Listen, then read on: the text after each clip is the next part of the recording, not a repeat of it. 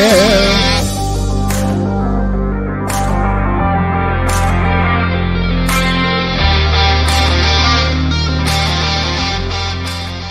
Oh, that crackle pop. Good evening, everybody. Welcome into the Odd Rhythm Fantasy Studios. I am Jamie. That is Eli. It's Wednesday. We are here. How's it going?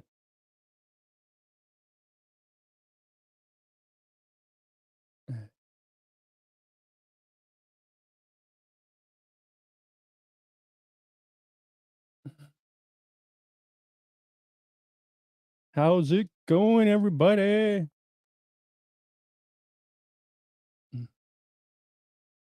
We are live. So what's going on? Eli. We are live, my friend. Well, it's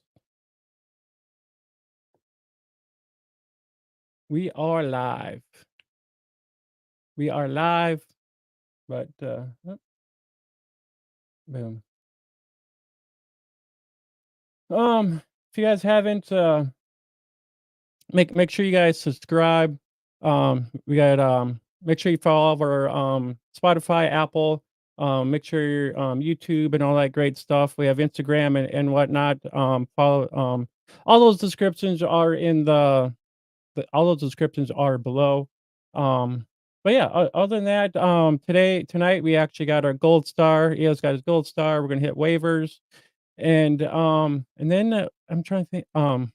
Yeah, we'll have Eli might have some parlays for you as well, like usual, and then we'll do some squad blitz as well. So, but yeah, other than that, yeah, I think we're all ready to go. And I knew I was writing some notes down and whatnot. So, yeah.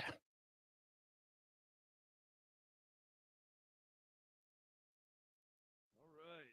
What did I miss? Oh, for some odd reason, I can't hear you. That's weird. Not again. Mm.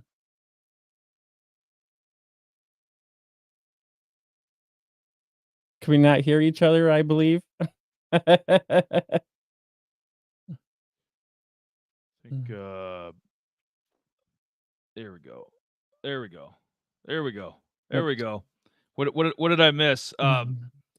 Yeah, I was just I just took a few notes here. Trying to make sure that we dot the old I's and cross the T's with our information. That's But I had a weird. long day at work. I was on the road for 12 hours, so give Mhm. me give me give me a give me a break. That was Give weird. me a break. Break me off a Oh, piece of no, that I steak. can't hear you. Oh, Gotta reboot this shit. That is weird. can you hear me now? What the fuck? Yeah. Yeah, we should be fine. We should be What the okay. hell? Yeah, I can't hear. I don't know, that's weird.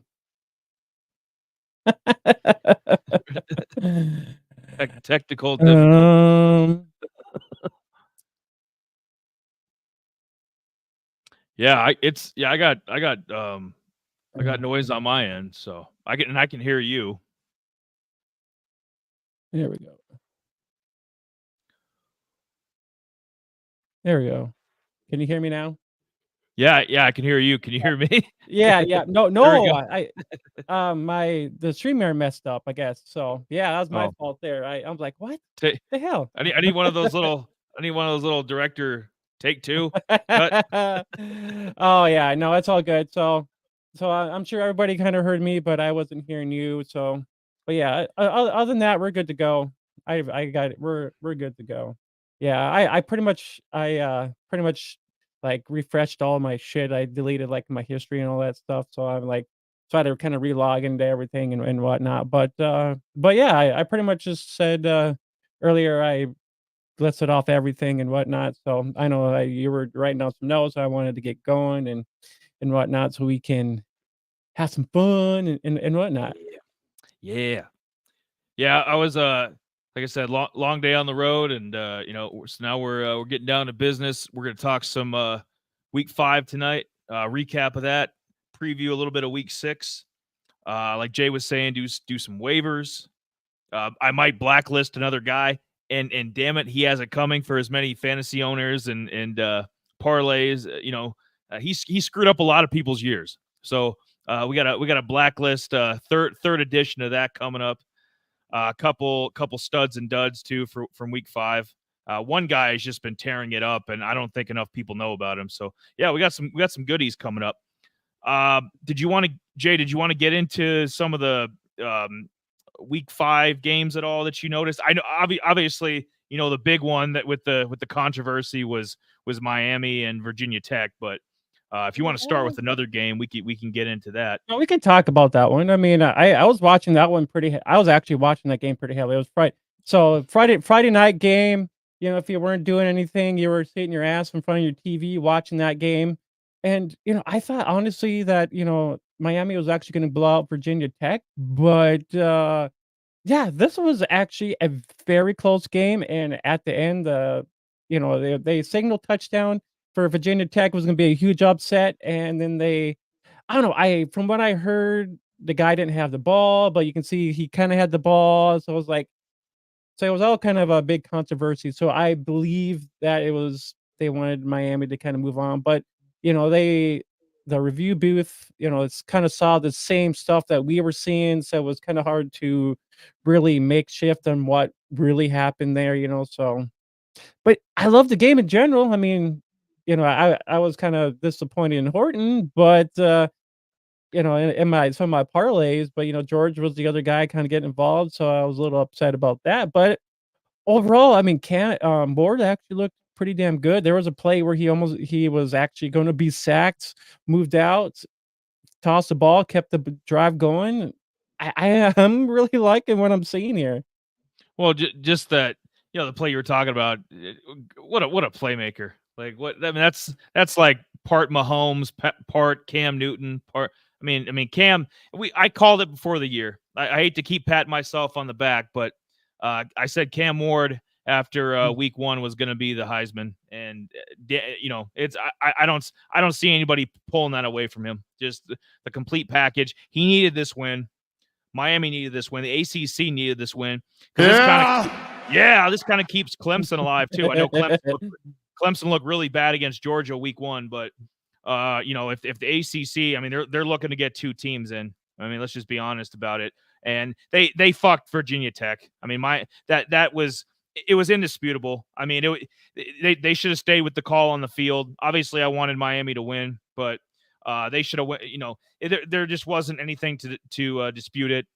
Yeah, They should have just gone with the call they made. Had they made it like, oh, it's an incomplete pass or it was intercepted or whatever, then it's like, okay, that's fine. That was the initial call. Miami should have won, but Virginia Tech got fucked.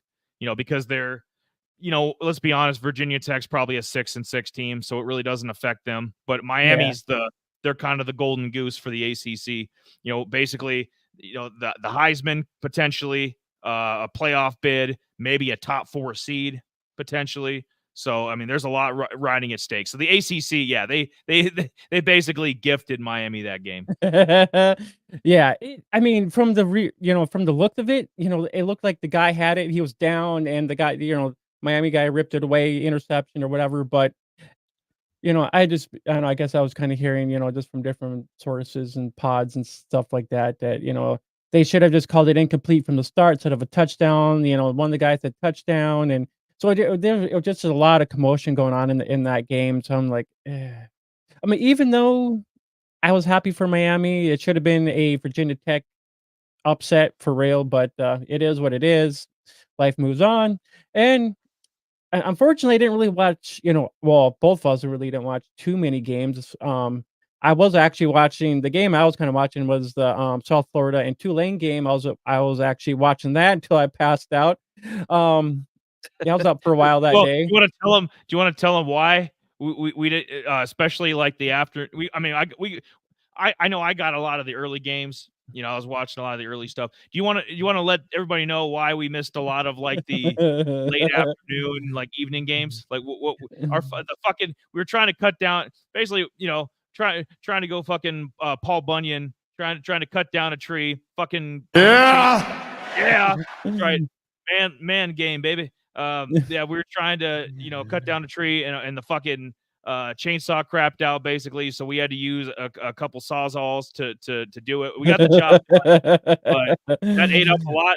That takes a lot of fucking time when you're, kind of jerry rigging, getting a a Yeah. fucking whatever it was, 40-foot tree down. So But it was fun though. But we did we did catch a couple of the night games. I know I yep. was kind of watching. I think it was the Boise game. I watched Ashton freaking tear it up.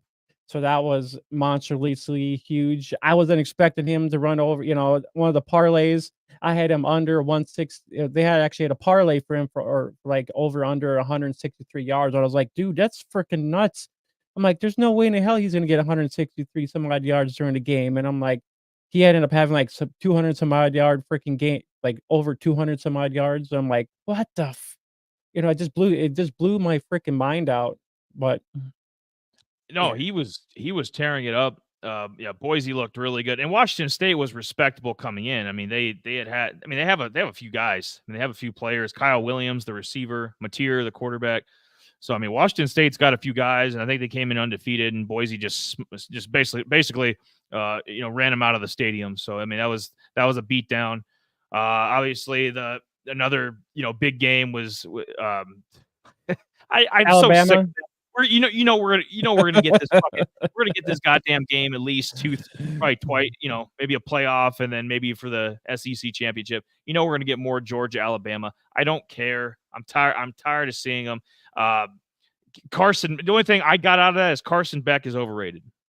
I think Jalen. I wouldn't have said it before the year. Obviously, I mean, I'm gonna have to. Beck wasn't my favorite guy, but I thought he was definitely in the mix with Shador and Cam and in Quinn Ewers, that kind of that mix. I think he's a cut below all of them. I honestly would rather have Jalen Milroe than fucking Carson Beck. It Just some of the plays Milroe was making. I mean, I didn't think. I mean, did you think that a couple years ago? Do you think this guy would turn into this? I mean, he's probably a second round quarterback now. Like Jalen when he comes out. I don't know. I was actually gonna do some, I was gonna sit down and actually kinda rank some of these guys, because Yeah. for NFL draft and stuff, so I was gonna try to sit down and kinda slowly start doing some rankings, for all this good fancy stuff. But I guess, for a team that was actually down like 27 some odd points, whatever it is, going in the half where they couldn't get anything going, I have to put a little bit of respect on Beck for actually bringing the Bulldogs back to actually leading, right before the end of the game, before that monstrous freaking catch by Williams, who actually scored the ceiling touchdown for Bama. But, for a team that, wasn't really getting anything going and actually coming back to, take the lead, but to end up losing at the end, I mean, that's pretty impressive. You don't really see a lot of that in the NFL, really. I mean, teams trying to come back and actually trying to win it. So, I mean, I got to put maybe a little bit respect on both teams there. I mean, they're national spotlight, both teams. They're always going to be talked about, but I think I had to put a little respect on Beck for bringing the team back. Yeah, and I haven't been that honestly. I haven't been that impressed with Georgia. I think their only good win of the year was Clemson. Like smoked them week 1. But I mean, they struggled with Kentucky. And I know Kentucky's defense is. I mean, we saw what they did to Ole Miss. So I mean, Kentucky's defense is. But Georgia just hasn't looked like Georgia from years past. I mean, losing Brock Bowers and a bunch of the defensive guys just it's finally come home to roost. But they're now with the expanded playoff. If this was a playoff, if this was a 4-team playoff, I think Georgia would be out. Like I don't Oh, think most Georgia, definitely. even if they, Like they yeah, were like they were last year. yeah, exactly. They'd be left out in the cold. But it's a 12-team playoff. Georgia's going to find their way, even if they lose 2 games. They might lose another one. They're going to find their way in. I mean, they'll be. fuck, man. What are we looking at? Alabama, Tennessee, Texas. That's you go down the list. Ole Miss potentially, if Ole Miss can kind of run the table, which is possible with that offense. So, And there might be a race for a couple of G5 spots. That's pretty much the open spot there. That's so the race. That's the race. Is the basically who's going to win the Big 12? Because I mean, ACC is pretty much Miami, right? Yeah, you can consider that. Everybody was on, in the Big Ten, Utah, but we all know that Utah is not looking good at all. They need Cam Rising. They need him. They need to stop playing these little, oh, he's gonna start, pull him out. Oh, he's gonna start, pull him out. We need Cam Rising. Knock it off. They're the best, they're the best program in the country that doesn't have a quarterback. They really are. The rest of the team is solid all around. Could probably use a better number one receiver, but like the whole team is just solid. But they have no quarterback, and because Cam Rising, you can't trust him. He's banged up again. He's going to be out this week. I don't know if you read the bottom scroll, but he's out. So where do you go from here if you're Utah? You can't count on him. Wilson, he's not ready yet. I mean, he would probably need another year or two where he could be the starting quarterback of this team. Where are you gonna where are they gonna pull things out of thin air? Colorado, I've been watching Colorado, and I'm telling you, they're coming. Like, I would be on, because I mean, K-State's look good at times, but then BYU smokes them. BYU, they're a nice little story, but I could see BYU slipping up somewhere. So I mean, Colorado, if they can just stay, 9-10 wins, they could be right in it. I mean, they're 4-1 right now. If Colorado 9-10 wins, it's going to be hard, but I'm just saying Colorado has got a chance. I have a love-hate relationship with Colorado. I mean, they're okay, and then they just kind of fumble. It's kind of like what you saw last year. They play well, and then they're just horrible. It's kind of like it's kind of like going on a roller coaster. You want to throw up, but you don't really want to throw up. You know what I mean? Yeah, but this is one I'd sign up for. I mean, they got bodies everywhere. I mean, just every time I look up at the screen, and it's not always Travis Hunter. I mean, they got weapons everywhere. Hayden, the backup running back, I think he's coming back this week. So I mean, they'll get a little more depth there. They had a couple transfers in. They have Horn, and they had another great transfer as well. Will Shepherd, solid. As like probably number 2 receiver. So yeah, they got some pieces there. I would look out for them. Obviously, K-State, Oklahoma State. We're gonna get to them in a minute here with the Blacklist, but I don't know what the hell's going on with them. I don't know what the hell's going on with them. Yeah, so let's say Big 12 right now. Let's say, because they're in first. Let's say BYU. It's gonna be probably a 1-team conference, right? Probably just gonna be one team out of the Big 12 make the playoff. ACC. Let's say it's a 1-team conference. So basically, for the 10 spots, it's going to be, one of the G5, and then it's going to be 9, probably 5 or 6 SEC, and then like 3 or 4 Big 10. I don't know. I think it might be a mix up. I don't know. I was listening to Indiana's coming. Jay, Indiana's ranked now. Like I know it sounds nuts because they've been such a horrible program throughout our lives and shit. But I mean, Indiana with that defense and that rushing, attack, like they're legit. The quarterback Rourke, we're going to maybe get into him for a player, for week 6 players to watch. I mean, Indiana's not that far away. I mean, they've got some tough games coming up, obviously, but Indiana might be like a giant sleeper, like one of the biggest, upsets, sleepers ever for a big, big conference team to get into the playoff. I mean, nobody had them on the radar. They weren't ranked until this week, and I've been following because I have them on Squad Blitz, and I've been, just as like a dark horse, Big 10 team, because we talk about obviously Oregon and Ohio State are going to get in. Yeah. Okay. Well, then who's that third team? Who's possibly the 4th team to get in? In the Big 10. So USC hasn't really impressed me. Michigan kind of treading water, but I mean it's smoke and mirrors with them. Their quarterback can't throw for more than 100 yards. I mean they're playing some like 1950 fucking football. Michigan should not Nebraska, even be maybe ranked. Nebraska. Illinois was exposed. I guess Penn State would probably be the third. Yeah, so Penn State, Oregon, Ohio State. If there is going to be a fourth team to get in from that conference, it's going to be interesting. It's a bunch of contenders for it. USC, maybe Nebraska, maybe Indiana. Yeah, it's hard. I mean, I was gonna say here, you were talking. Michigan should not even. Michigan shouldn't even be ranked. They're not even that good. I mean, if you can't throw a goddamn ball, all they got is the run game. Why in the hell are they even ranked? I mean, they're barely skimming by, but yet somehow they moved up another rank. Okay, but I guess I'm not really a fan, of Michigan. They look terrible. I mean, if you can't get anything going, what I mean, I can't watch them. Like I no, you cannot. can't. That is an immediate channel changer. Or I got something else. We have to go cut down another tree. I can't watch Michigan. I like Mullings, the running back. I mean, there are a few pieces I like. Mullings, I think, is Yeah. he might come out and be. I'm not sure if he was a junior or senior, but Mullings might be an NFL running back. I mean, just a bell horse, late round bell horse kind of guy. Other than Mullings, I don't like anybody else on that offense. I really don't. Well, Defense, obviously, love the defense. tight end, But the tight end, yeah, and Loveland's banged up too. He might not play this weekend. So I mean, they could be in trouble. They could lose game 2. I mean, sad. Just junk. Just get him out of here. And then I guess we were doing a little playoff talk there before we get into the waivers and studs, duds, all that kind of stuff.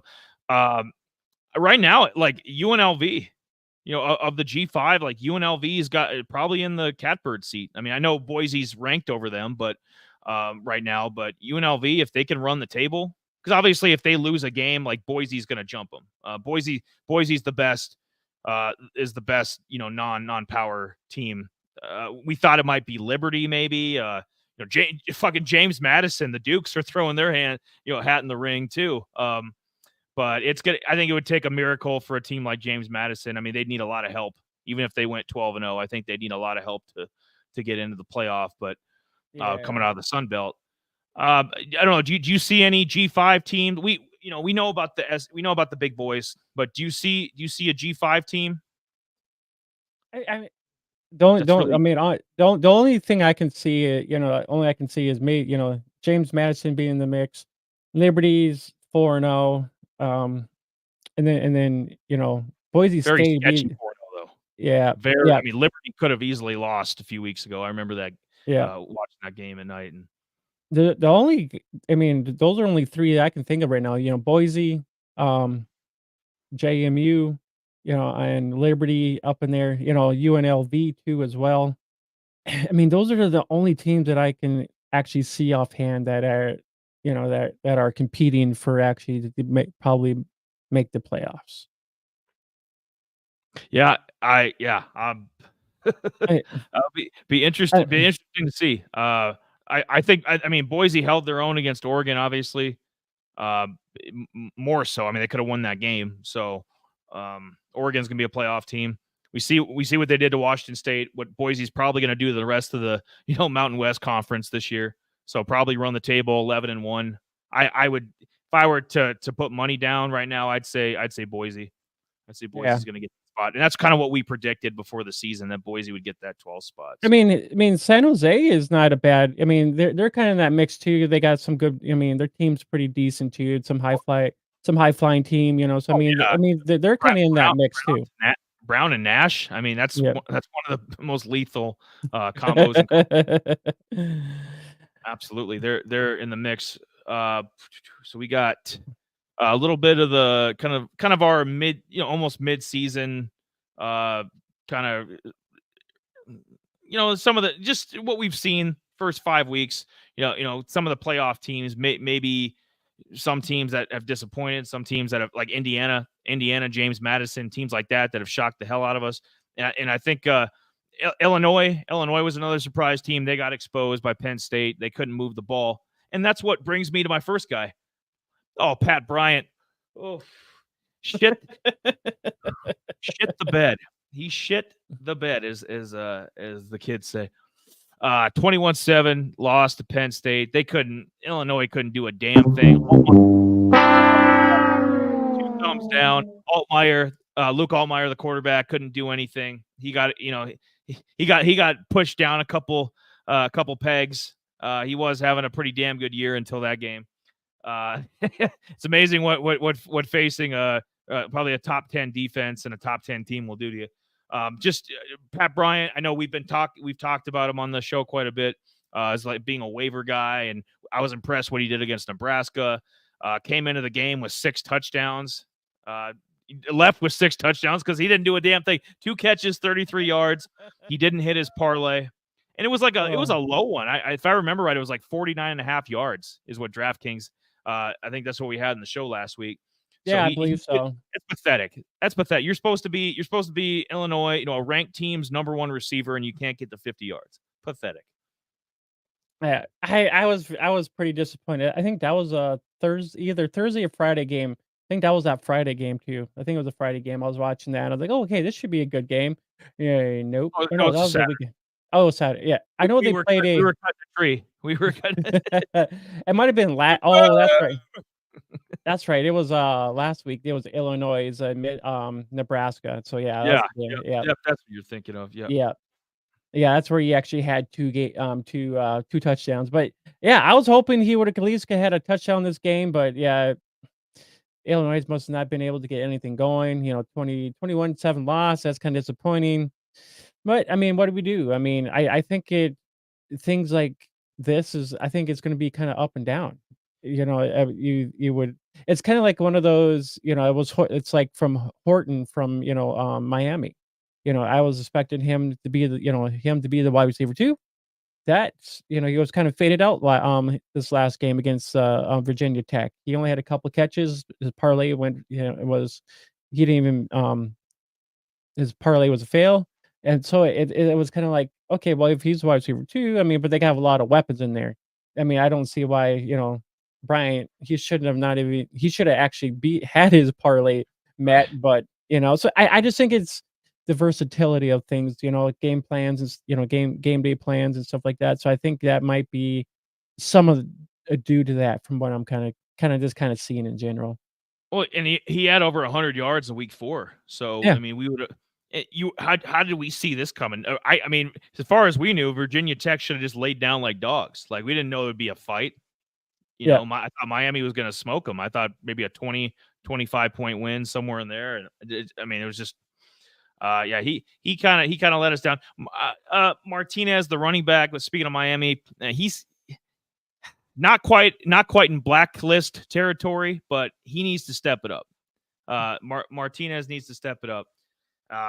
Cam needs help. I mean, if they're going to pull this off, if they're going to win the ACC, get to the playoff, get Cam the Heisman, Horton, Martinez, Restrepo, like these guys need to step it up. I mean, it's just that simple.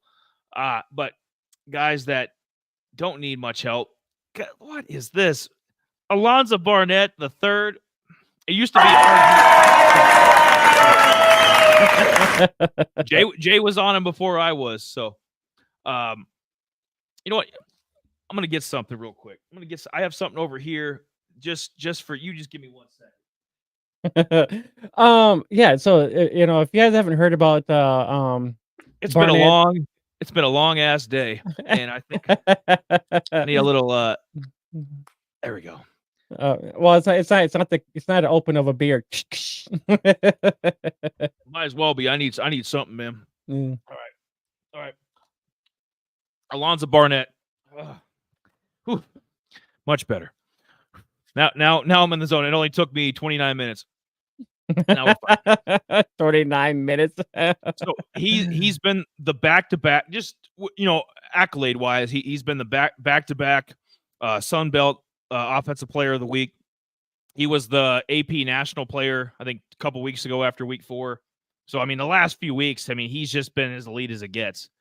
Alonzo Barnett, if you haven't picked him up, he's actually still available in quite a few leagues. When we get to the waivers here. It's a crime. by the way, that not enough people know about this kid. But week 5 against Ball State, they just, I mean, mollywopped them 63-7. 280 yards passing, 5 touchdowns, and then you throw in 52 yards rushing, 1 tutty on the ground, so 6 total touchdowns.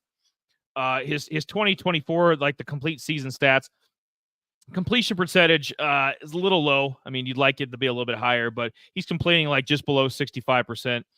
Over 1,000 yards passing, 12 touchdowns, 3 rushing touchdowns. So, I mean, 15 total touchdowns, 1 pick. James Madison is 4-0.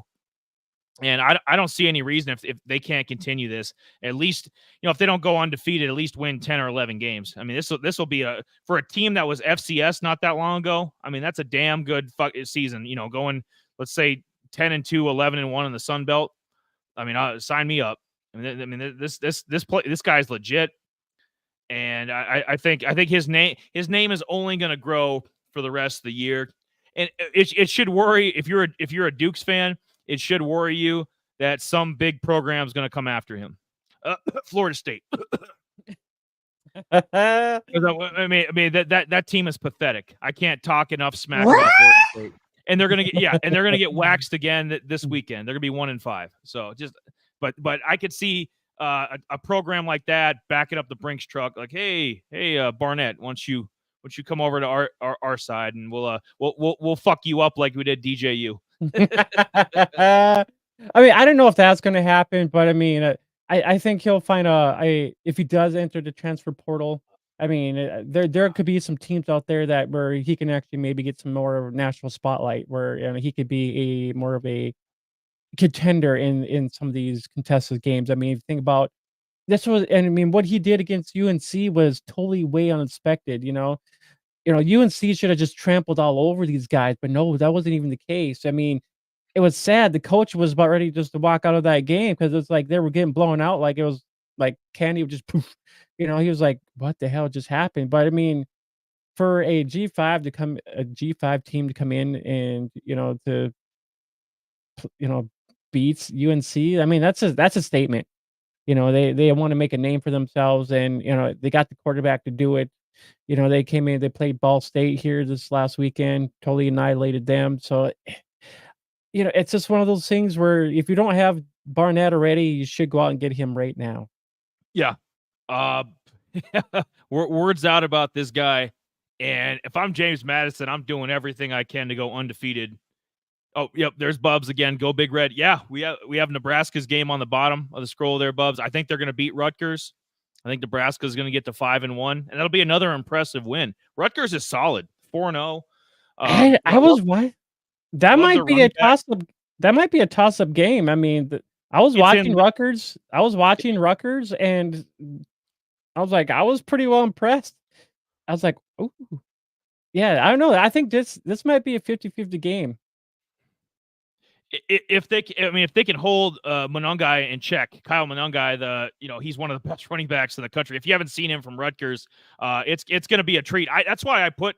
Bub said, "Go for football." Isn't even worth talking about. We're a hockey school. Yeah. No, I mean they went hard against Michigan. I mean they played them hard. It's just it wasn't quite enough. I mean Gophers they're okay. They're probably a 5 or 6 win team, but yeah, in terms of Nebraska, Rutgers, that's why I list. Usually we try to list ranked teams in our big 4 games of the week, but I put Rutgers and Nebraska in there because I think that's going to be a damn good game.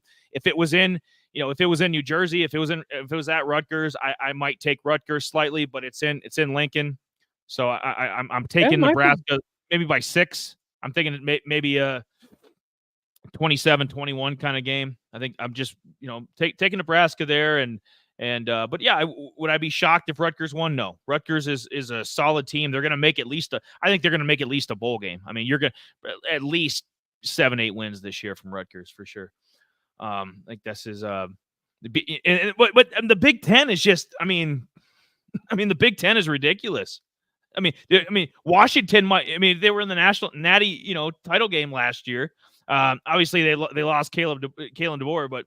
The coach and a lot of the skill position guys, Penix and all the receivers and the running back, I get it, but they still got Jonah Coleman. Is it? I'm trying to think of the Washington quarterback. It's Will. He transferred from somewhere, but like Washington might be a weak link in the conference. They might be for some of these up and coming team, Indiana, Rutgers, Nebraska, some of these up and comers that are trying to win maybe 7-8 games. I mean, they could trample a team like Washington, which I didn't see coming at the beginning of the year. But Washington might struggle to get to 6-6. It's crazy. It's but yeah, get back on the JMU. If I am them, I'm trying to run the table and do everything humanly possible to get, that 12th seed. Put my hat in the ring. If we go undefeated, if we're ranked like 14th in the country or something at the end of the year, then we have they have no choice but to give you some love, to give Barnett some love. He keeps playing like this. I'm not saying he's going to win the Heisman. That would take a lot for a small school guy like this. It's going to be near impossible, but he might finish in the top 10 in voting. He might be 9th in Heisman voting or 7th or something. So, it's not out of the question. He keeps playing like this. No, it's going to be more of a Cam Ward to Ashton kind of Genty, from Boise. So, yep. Oh, yeah. Alonzo might win a different award, but it's not going to be the Heisman for sure. No, he's too. But down the line, it's not. Especially if he, if a bigger school did come in and snatch him. I could different story, of course. Yeah, he could be in contention in a year or two. Absolutely, he's a redshirt sophomore, I think. So he's got at least two more years of eligibility. So, yeah, he's a guy you're gonna want to know this name, Alonzo Barnett III. You don't want to know this guy's name. Oh God, where do I start? We started with DJU, and if you've been watching college football, you know what a major disappointment this man is. Florida State refuses to listen to us. We've been saying for weeks that he needs to be benched. Apparently, they don't have anybody better than DJU because they keep losing games. He keeps sucking. I don't know if they're this ain't the NFL draft here. You're not trying to tank for the number 1 pick. Let's just that's the shitty part. Florida State is actually trying to win games because their coach Mike Norvell is going to get fired if they don't. So Florida State's actually trying. They're just that bad. And then we had last week we had Jalen Daniels from Kansas. He's just been, I don't know. He's kind of fallen off the radar. I don't see him as an NFL quarterback anymore. I before the year I did. I could be like, okay, I could see the potential. Maybe a DTR. DTR from the Browns. A guy like that. Maybe a 5th round guy that needs some work, can be a project kind of guy. I'm out on Jalen Daniels. I'm damn near out, at least in college. I don't know about the NFL is a whole different beast, and we know about his size and his multi-tool abilities, but at least his collegiate career, the next whatever 8 games, probably 7 games and a bowl game. I'm out on Ollie Gordon. It's been hard to get to this point because the guy was the the Doak Walker winner from last year, top running back in the country, finished 7th in the Heisman. So this I'm not saying this to. I couldn't believe it either. When I started looking into the stats on this guy, I was like, what? Are you fucking serious?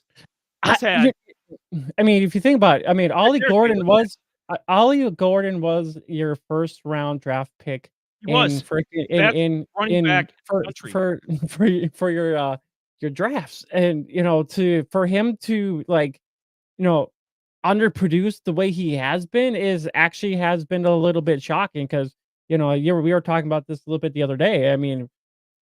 First good game, over 100 some odd yards, and now he's kind of been, on the dud list here. He hasn't really producing the numbers that he should have been doing. Where Oklahoma should have beaten freaking Utah the week before. They should have just ran all over them. They couldn't get anything going. It's like, dude, what the hell's going on here? Ollie Gordon they should have gotten him going, whatever they had to do to get him going. And it's kind of like, but maybe Utah's defense was the better of them that not getting Ollie Gordon going. So. I don't think he's hurt because that was my first thought. Is like, okay, maybe he's banged up. He's too good. The guy had what you combine his receiving and running from last year, and it wasn't like Oklahoma State made a deep playoff run or anything. It's not like they had 2 playoff games and a conference championship game, and like he played 15 games or anything. I mean, and I know he played 14, but um, over almost 2,100 total yards, 22 touchdowns, but just like freakish stats. And coming into this year, first game, I didn't think anything of it because that SDSU game. I mean, they're we know SDSU. They're a top FCS team. I mean, that's a top program in that division for sure. But when you come up and play the big boys, they had no chance against Oklahoma State. Oklahoma State's just a better program. It's just that's not debatable. First game of the year, he had his normal Ollie stats. So I think like 120 something yards rushing, and you didn't think anything of it. Okay, first game, and then next week Ollie's going to have 117. Week after that, maybe 190. And he's just going to start ripping off like he did in 2023. Wrong. 4 straight games under 76 rushing yards. He's had no games this year over 20 receiving yards. Averaging. NFL. 3.8 is not very, not very good in the NFL. But in college, that's pathetic. Most of these top backs are right around 6 yards a carry. They just are. And 3.8 a carry. Only 4 rushing touchdowns in 5 games, and this was the easy part of the schedule. They're gonna be playing some stiff Big 12 teams coming up. I just don't like where this is going. Only 80 they yards. got they're playing West Virginia this week, and then they got BYU is actually undefeated, which is I was kind of surprised about BYU being undefeated. Because I was like, I figured they would be more like Iowa State's coming up.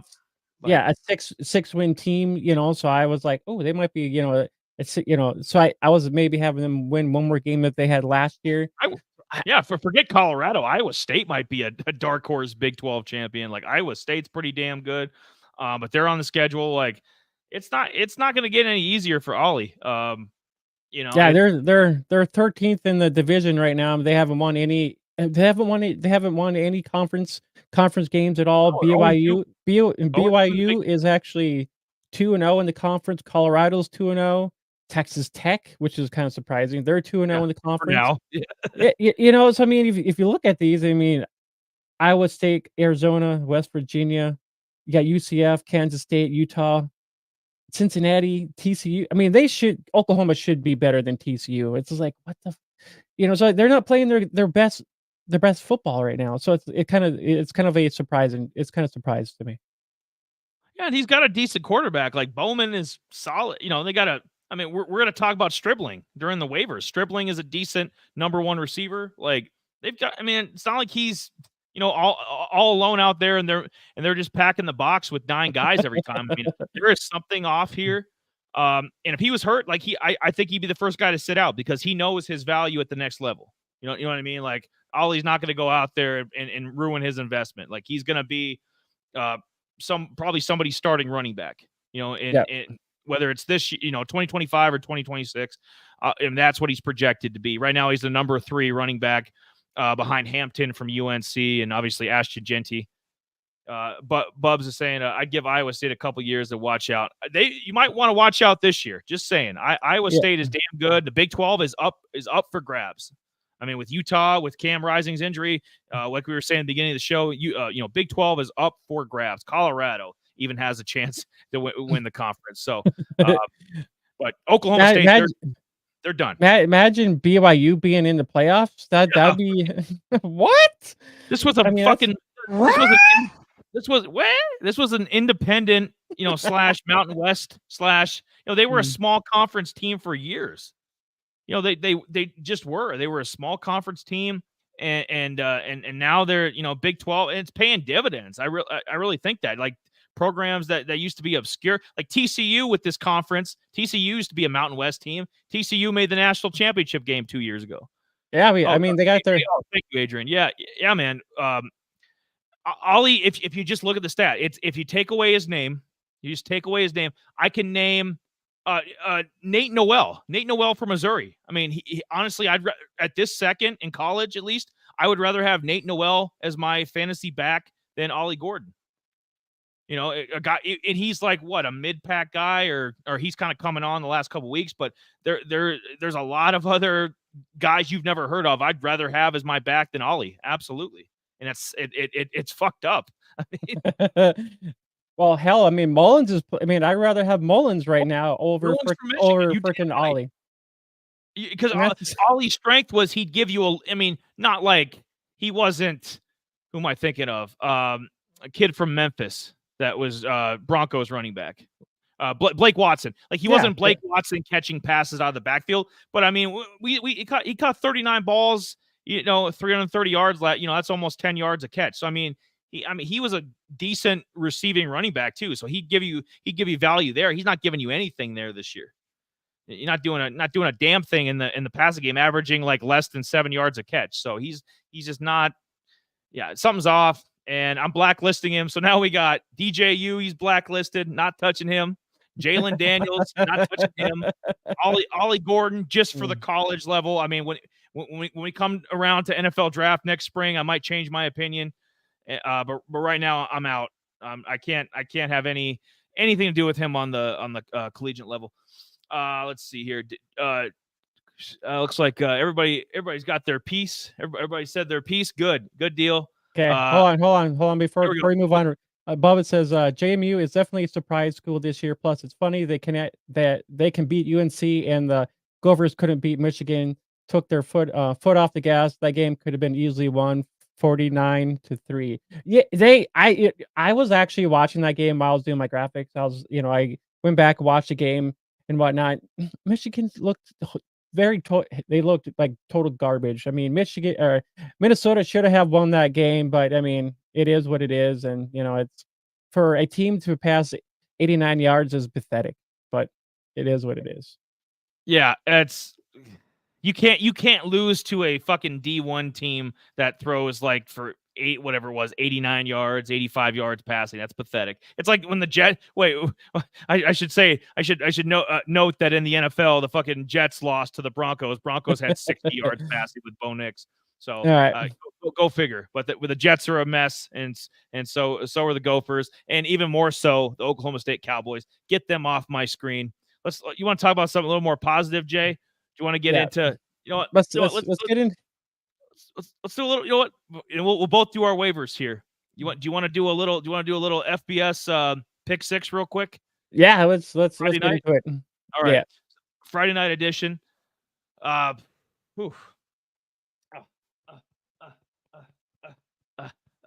right. Bubs is saying it's amazing how downhill Michigan is already without Harbaugh cheating, right? I guess they won a natty without throwing the ball last year. I mean, JJ McCarthy might end up losing his job to Sam Darnold, but and obviously Blake Corum had fucking 1 million touchdowns, but they don't have. Okay, they're doing the same formula, but I'd like to see Michigan in 3 or 4 years, right?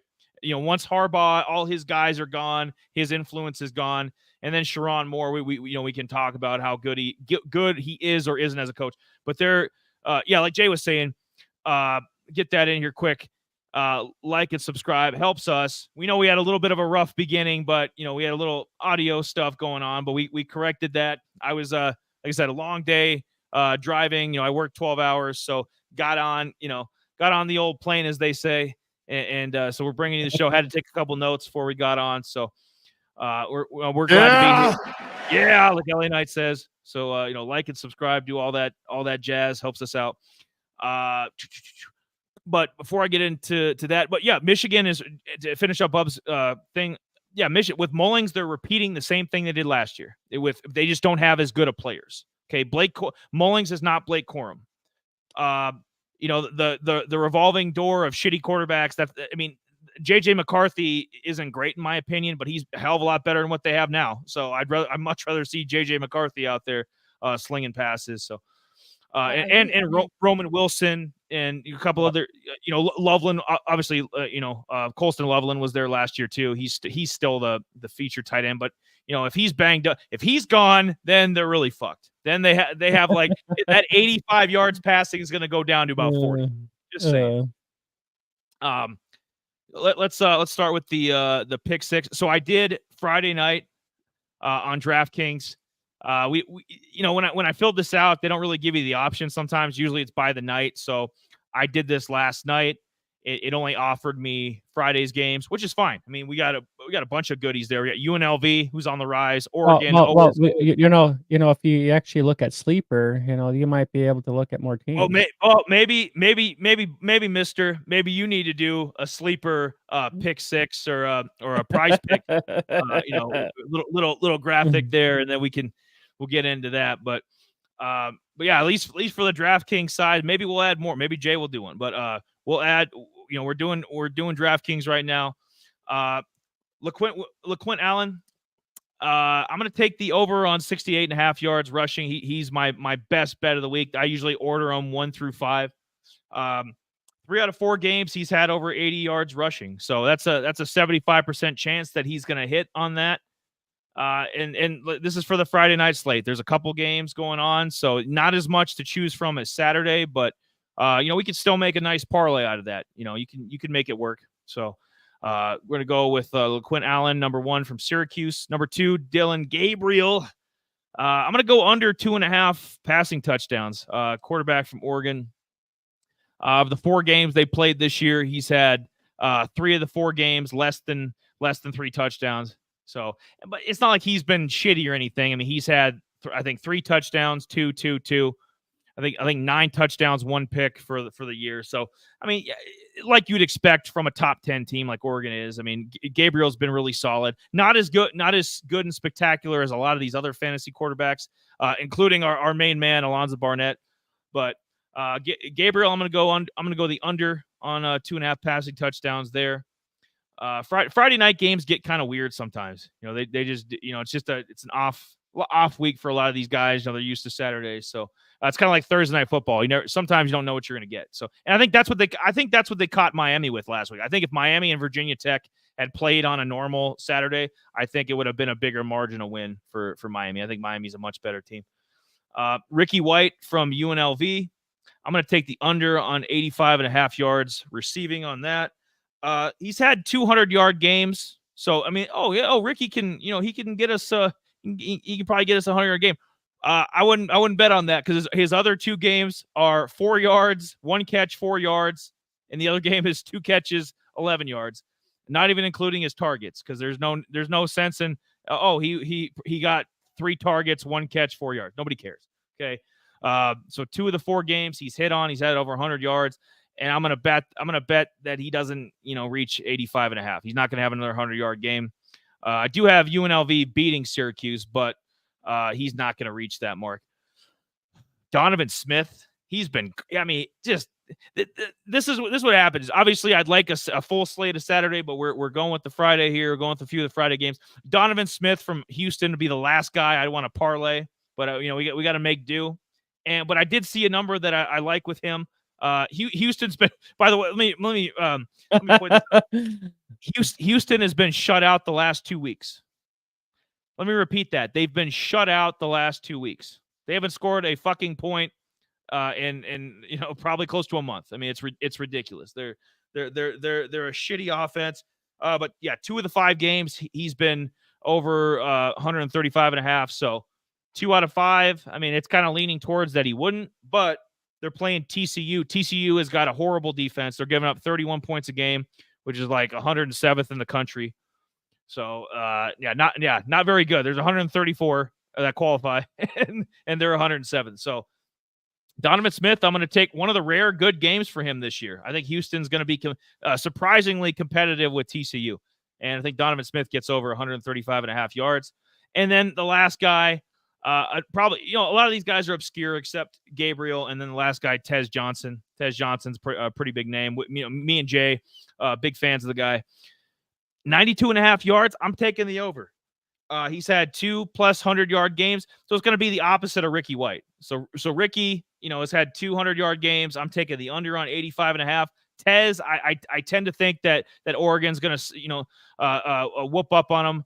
Tomorrow, or Friday night, so 2 nights, Oregon's going to rough up on them, and it's going to be a big win. So we're going to take I'm going to say Tez has more than that. I mean, if you have him in fantasy, I would start him. Or if there's another service like a Prize Picks or another sleeper or something that's got him at more yards, I'd take him for more yards. I mean, I got Tez going for about 140. Tez going to have a big game. Oregon's going to have a big game, and yeah, they're gonna keep rolling. Do you have any thoughts on these 5 guys?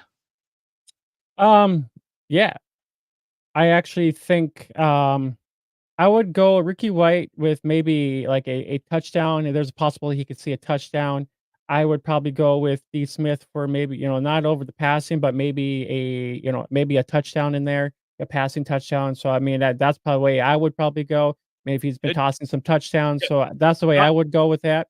Donovan Smith, not our Donovan, not Donovan Miller, but Donovan Smith.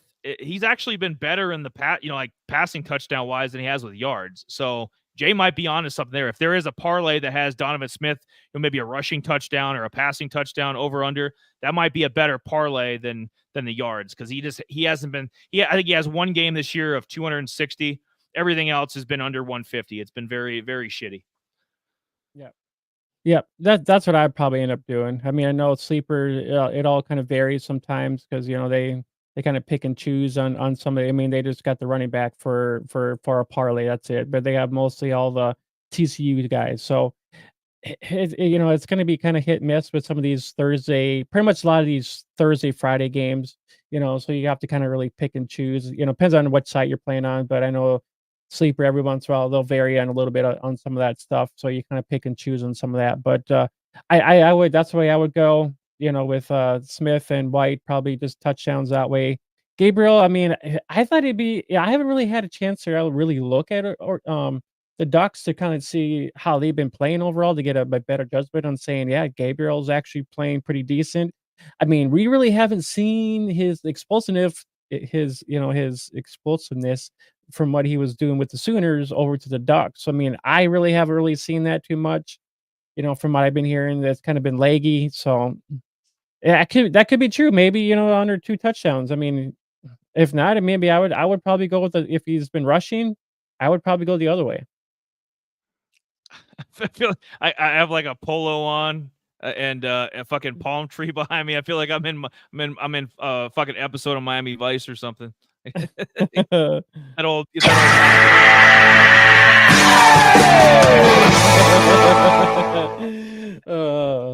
Yeah, but some of these just, I mean, take a look for yourself. We've had pretty good luck. You're never going to be perfect. Like Pat Bryant last week. Admittedly, we were off on that. I thought he would have over 49.5 yards. Mm. So I mean, you're going to slip up on occasion, but we've hit on a lot of stuff.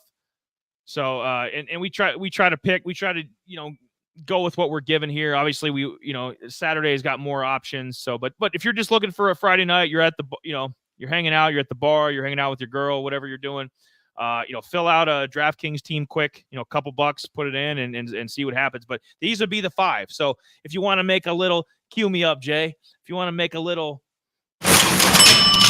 money, then, hit these, bang, bang, bang, bang, bang, hit them all, hit all 5 of them, and then add your 6th yourself. So you feel like you're participating, like, wow, I helped Eli and Jamie, get to the perfect 6 here. And I made me some money. That's gonna be your weekend.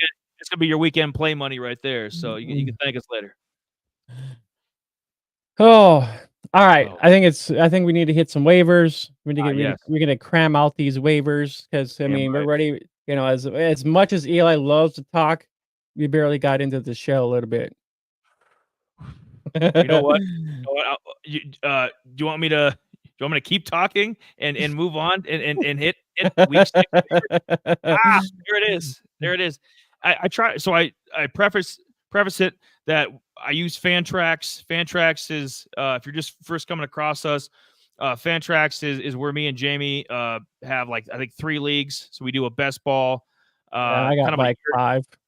He's in like 5, but we do 3 together. One's a best ball, one's a dynasty, and then the other one is just a redraft year-to-year league. So we like that because it gives you a little bit of variety, different leagues, different available guys. And Fantrax is just, and it's been good to us so far. We love Squad Blitz. We're probably going to get into our Squad Blitz teams as well. So those are kind of been our big ones for college so far, just for the fantasy team aspect of it. And I try to mix up the players because you don't want the same. There's been a lot of guys hitting this year. There's been a lot of quarterbacks that are out there that like, holy shit, this guy's got 11 touchdowns, 2 picks. Holy shit, this guy's got 12 touchdowns, 2 picks. Sweet Jesus. Jesus is right. Yeah. So there's been a ton of guys that have come out of nowhere, or like Eli Holstein, the number one, got a great first name, but he's an Alabama transfer. So I mean, he could have easily been sitting behind Jalen Milroe for the next year or so. He didn't do that. He transferred to Pitt, and now he's number one on my list. Holstein, 12 touchdowns, 2 picks, completing about 67% of his passes. What I like is he gives you a little bit of the rushing too, because he's got 189 yards rushing, 2 rushing touchdowns. So, I mean, 14 total touchdowns, and Pitt's already had their bye. So, I mean, they've only played 4 games. I mean, this incredible stat line so far. I mean, 14 total touchdowns in 4 games for a guy that was on nobody's radar. I mean, he was just a random redshirt guy from Alabama that transferred over, and he won the job. And Jay, so I should note too that the way I put it, and Jay will have his own too when he brings up his graphics. So I'll put rostered, and then I'll put started behind it. So Eli Holstein is rostered 71%, and he started 44%, which means that he's going to be harder to find than, say, our second guy, Alonzo Barnett, but he's still available in quite a few leagues. So Holstein, have you come across him at all, or thought about picking him up, or taking note of what he's doing? I mean, I've came across Holstein, but I was like, I thought I wanted to wait a little bit more. I mean, I guess there was a couple other guys that I was probably a little bit more a fan of, but I mean, he did come across my thoughts of maybe slapping him in there, but I'm like, I mean, it's Pitt, they're doing all right, but I mean, not a bad option. I had him written down on one of my sheets here, I think a week or 2 ago, because I was thinking about it, but I was like, I went a different direction. But he's not a bad option for Pitt. I mean, they're playing great. I mean, we talked about one of the running backs here just a couple weeks ago. If you should have had him picked up already. I mean, he's been a great helpful hand to Holston. So I mean, if you haven't got the running back, I don't remember his name offhand. I would have to go back and take a look. But if you haven't, yes, I totally agree. Yes. You look. No, I know what you're talking about too, and sometimes names slip by us. Jay, can you look up the Pitt running back while I'm talking? Because Desmond Reed. Reed. Yeah, Desmond Reed. Desmond Reed. Yeah, the whole Pitt team 4-0.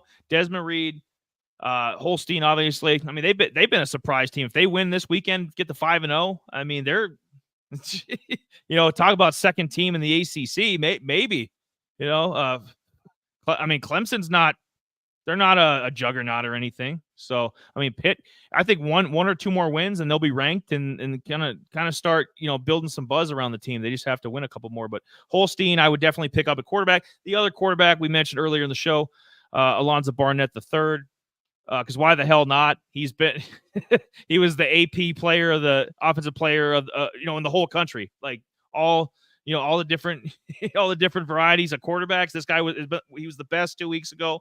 He's been the best Sun Belt offensive player the last couple weeks. Just been tearing it up. We don't need, you know what, whatever. Let's bring it up again. If you're just tuning in the show, and please give us a like and subscribe too. Definitely appreciate that. Or spread the word. If you're already liked and subscribed, spread the word to if you have any friends, family that like college football, and like what we do, that would help us as well. But yeah, Alonzo Barnett right there is his stat line. For the season, over 1,000 yards passing, 12 touchdowns, only 1 pick. He doesn't have any fumbles, so he's not turning the ball. He's very careful with the ball, not turning it over. 15 total touchdowns. I don't see any downside in Barnett. I really don't, because they don't have that hard of a schedule. The hardest game they won. They beat up UNC. They beat up an ACC team. So it's gonna be a lot of teams on their level. They're not going to be playing any Ohio States. They're not going to be playing any Oregons, Alabamas. So yeah, definitely Barnett could be one. You could argue he could be above Holstein for sure. The third, and we try to do a variety too. Like we don't want to just do 5 quarterbacks or 5 running backs or 5 receivers. So we give you a little different. We try to give you a little bit of everything, a little bit of quarterbacks, some running backs, defenses, and stuff like that. I do mine a little bit different, so we try to at least give you a little variety to kind of take a look at. So you're like, oh, okay, well, I can go pick up this guy or this guy. This guy is available. It's just little small things like that to kind of maybe help your kicker or a defense that you didn't think that was actually doing well. So I mean, just little things like that can help you maybe just advance a little bit more too as well. Yeah, because we all need an upgrade. Whether your team is right now, if you're 5-0, if you're whatever you are, 0-5, 0-5, everybody needs an upgrade. So let's keep that in mind. So we give you a little variety, including variety. We got the tight end. We got Matt Lauder from Boise State. Usually, you think of Boise, you think of Ashton Genty, but this tight end the last couple weeks, and tight end's hard to find. They really are. Colston Loveland, one of the best from Michigan, he's banged up right now. So start going down the list. Like, where are the great tight ends at? Gadsden from Syracuse, he's had a couple duds this year. He was supposed to be one of the hot, probably 3-4 tight ends, and he's been okay, but nothing great. Last 2 weeks, 11 for Matt Lauder from Boise, 11 catches, 187 yards, and 3 touchdowns. And why he's not on your national radar, you ask? Like, Eli, what with those kind of stats, like, where was he at the first 2 games? Well, he was MIA. Okay, but Boise also lost to Oregon. Had they been targeting him more, they'd probably be 4-0, and they'd probably be the 12th ranked team in the country and not the 21st. So that's on them. But Lauder, he's only 23% rostered. You can get this guy in pretty much any size league that you're in. 17% started. So I would definitely, because it's so thin at tight end, even if he's your backup, go pick him up. 2 weeks in a row. I mean, it's not just a 1 week fool's gold. I mean, he's 2 weeks in a row. He's backed it up. If he adds a third, he adds a third game of 5 catches, 90 yards, and a touchdown. You won't be able to get your hands on him. So now if you got space, if you have a bye week, now's the time to snag him up. Number 4, I put UNLV's defense. I didn't know that, until I looked it up. I was, because we've talked defenses, Tennessee's defense, maybe Pitt, quite a few defenses, Indiana. We brought up defenses to go and pick up. This UNLV team, they're 5th in takeaways. They're averaging almost 3 takeaways a game, and they're 11th in points per game. They're giving 13.5, 14 points a game. So they're not giving up any points. They're taking it away. And I never would have pictured them. When you think of great defenses, UNLV isn't one of them. But I've been very impressed. And they're only 32% rostered. It's another thing like Lauder from Boise. You can pretty much pick up UNLV's defense in any size league. They were available in all the leagues that we do, at least the ones that me and Jamie do. So they were out there for the taking. I tried to get them in squad blitz, didn't happen. So definitely would have moved on them had that been the case. And then the last one, and I'll see if Jay has any thoughts or anybody listening. If you have any comments on any of this stuff, if you want to chime in. Go right ahead. Dazon Stribling. I just mentioned Oklahoma State. It's why I have no sympathy for Ollie, because he's got a decent quarterback. He's got, Stribling is a decent number 1 receiver. So, and he's only 54% rostered. So he's going to be available. Maybe let's say you're in 3 leagues, he should be available in at least 2. Or if you're in Jamie's case, if you're in 5, he should be available at least 3 of those leagues. Might be available. I gotta look him up here quick, because I mean, if you think about it, I mean, of course, the I can't think here. The Cowboys actually got a good roster. I mean, they got good wide receivers, and I just don't know why they're not using these guys. I mean, Ollie should be going. I mean, these guys should be having touchdown after touchdown after touchdown, but that's not happening. Yeah, Stribling. Okay. He's got 27 receptions, 502 yards. He's averaging. Obviously, he's averaging. Feed me, daddy. Feed me, daddy. Feed me, Seymour. God. He's got 3 Sweet touchdowns. Jesus. Jesus, sweet baby Jesus. Mm. 3 touchdowns. I do declare 3 touchdowns, almost 19 yards of reception. So, Stribling, yeah, what else do you want? He's been pretty consistent. Like, he hasn't really had any stinkers. It's a lot of solid, of the 5 games, they've all been pretty solid. There hasn't been really that's what I like. It's a consistent guy. You stick him out there, and he's going to bring you a little bit of consistency. And I like the availability. It's hard at this stage in the year. We keep saying it week after week after week. At this stage in the year, it's hard to get studs. Okay, so if you come across one like Lauder as the tight end, maybe Stribling as a backup receiver, UNLV's defense, Barnett, Holstein, any of these 5 guys, you need to jump on them. You got space on the roster. You need an upgrade. Do your homework or whatever you think you need to do, and then jump on them. But these are the 5, and yeah, he actually Stribling he's actually has 13% of the target share right now. yeah, I mean, number one receiver. Yeah, I'm actually kind of surprised because Presley is actually he's getting 16% of the target share, a little bit less. He's got a little bit more of the touchdowns, but not quite the yards. But Stribling actually, 502 yards. I mean, to 289 from Presley. Presley, I think he was supposed to be their number 1 guy down there, but maybe that's flip flop. So Stribling, yeah, not a bad ad. I always like a better deep threat than, that's what they should be. They should be airing it out to Stribling, and then Ollie should be able to take advantage from there. They're not. That's what I'm saying. They're not stacking the box. They have players. Don't feel bad for Ollie. I don't want any petitions like save Ollie. If they can get, if they can get the passing game going, and then that will open up for Ollie to cram through these freaking off through the line and score big. But I mean, it's not happening. No, I'm totally Miami Vice tonight. Yeah. All right. What do you got? So those are Eli's waiver pickups for the week, and now we'll swap over to mine. I have 9, like pretty much just overall. I mean, it's 9 players overall, some defenses and stuff like that. So we'll get that bad boy going here for you. But we got here. We cooking. Start cooking, Jay. What we got? I know, right? So I guess Eli kind of talked me into Taj Williams from UNLV. Not Malik. Jay, not Malik Willis. Hodge Malik Williams. He's playing.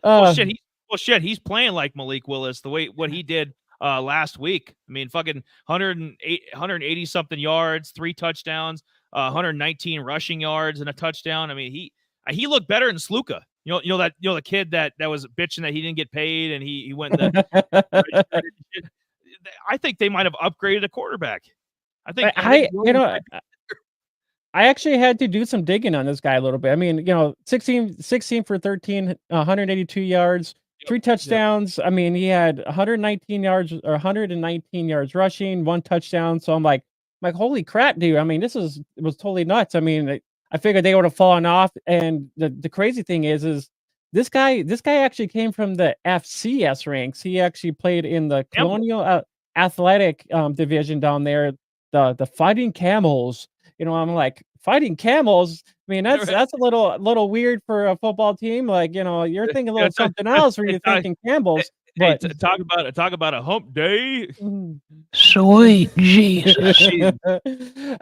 But it's for them to kind of go through the things that they kind of went through is a little orthodox. But I mean, he's a senior, so maybe this might be a 1 year. He might be one and done. It's hard saying, but yeah, not a bad pickup. The Rebels are 4-0, and yeah, if you need a quarterback, not a bad option. But if you guys haven't, I actually do put out in my weekly top 4 guys. I put out sometime like between Sunday night, Monday morning. That's always out on Twitter all the time. And then this graphic you guys see, that comes out a little bit later on Monday, Tuesday morning-ish for actual waivers and whatnot. So, I mean, if you think about it, 1 and 2, I kind of talked about these guys already. Emmett Brown and Alonzo Barnett, we talked about him quite a bit. I mentioned him already last week already. I mean,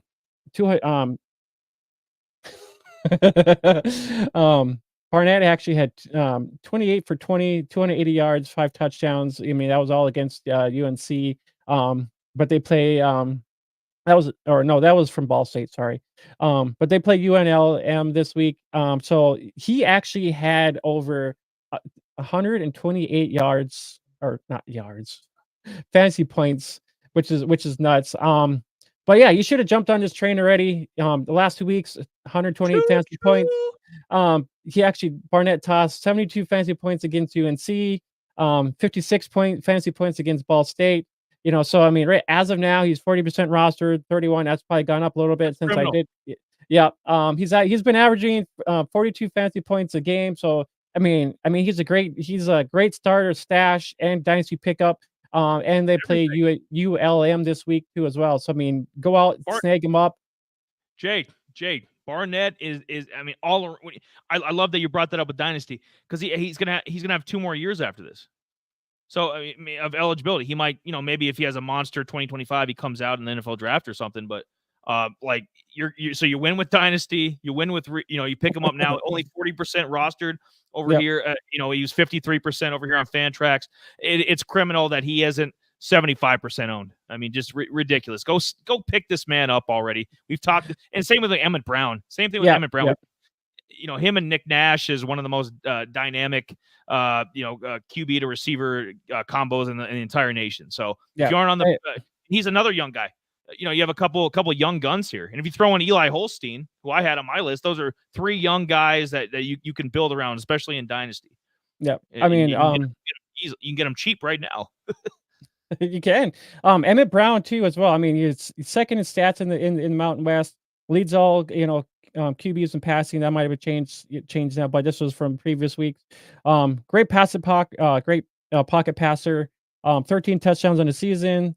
They have a bye, but they have Stanford, Oregon State. It's going to be some great games for them going forward here. And then after those they have in conference games. But the week 6 they got Nevada here, so I mean they should beat Nevada with no issues there. But yeah, I mean he was 29% rostered, 4% started, but I'm sure that has gone up since then. So, but yeah, those are his stats from the previous week. 34 for 54, 375, and 4 touchdowns, and they play Nevada this week. But yeah, if you're looking for a QB, he is your next option, and I think he's doing like 35 fantasy points per week, so he's a great option for you. Yeah, 30. So he's a great option. 35 to 37, Jay, somewhere in that range. But I kind of ballparked it. He's a monster. But so those are your kind of your top guys. I mean, I know they were kind of quarterback heavy up there, but I mean these are guys, especially if you're doing like a 2 QB league, which one of my smaller leagues is a 2 QB league. Those are great options for you there as well. So, I mean, think of how many fantasy points that is right there. So I mean, these ones are going to be a little bit different. I know a couple of these guys are on buys, but these guys they're kind of under rostered. These might be guys that might be able to fill in for your like bye weeks and stuff like that. CJ Campbell, FAU. I mean, it's funny because I was kind of scrolling through, I was looking at last week, kind of like who are guys that kind of stand out? Which guys are kind of doing some, production, in a fantasy world. And CJ Campbell is he's kind of under the radar. FAU, we don't, we think of, Singletary that came from FAU. He kind of sparked that, program off a little bit. He came to be the highlight guy for that, organization down there. And FAU, they kind of lack a passing game right now, but Campbell's he fills that offensive production right now. He's your cowbell style running back. He's averaging 20 fantasy points per game. He's got 32% of the rushing of the team's rushing right now. And then since week 2, he's actually had 5 touchdowns since then. He does a little bit in the passing game, but not so much. Their quarterback kind of helps fill that lack of passing and rushing too as well up in there. And he's only at 6% rostered, 3% started. Even though they have a bye, they play North Texas next week, so that could be a juicy matchup right there for you as well. That North Texas defense couldn't stop a nosebleed. Okay, you got some roster space for CJ. Yeah, like Illinois says. Jay, I was eyeing him too. Very rare. We talked about Claude Mullings a couple weeks ago when he was available. Now you can't get your hands on him. If you can get a feature back, that's been basically tearing it up since week 2. What's that? Maybe 3 games, 4 games. Mhm. If you get him at this stage in the year, get a feature back like him. Yeah, I sign me up. I don't care if he's got a bye week. You sit him for a week, put him on the bench, and then go from there. 20 fantasy points a game. Delicious. Yeah. So yeah, he actually had 15 for 145 and 2 touchdowns. So I mean, those are some juicy numbers right there.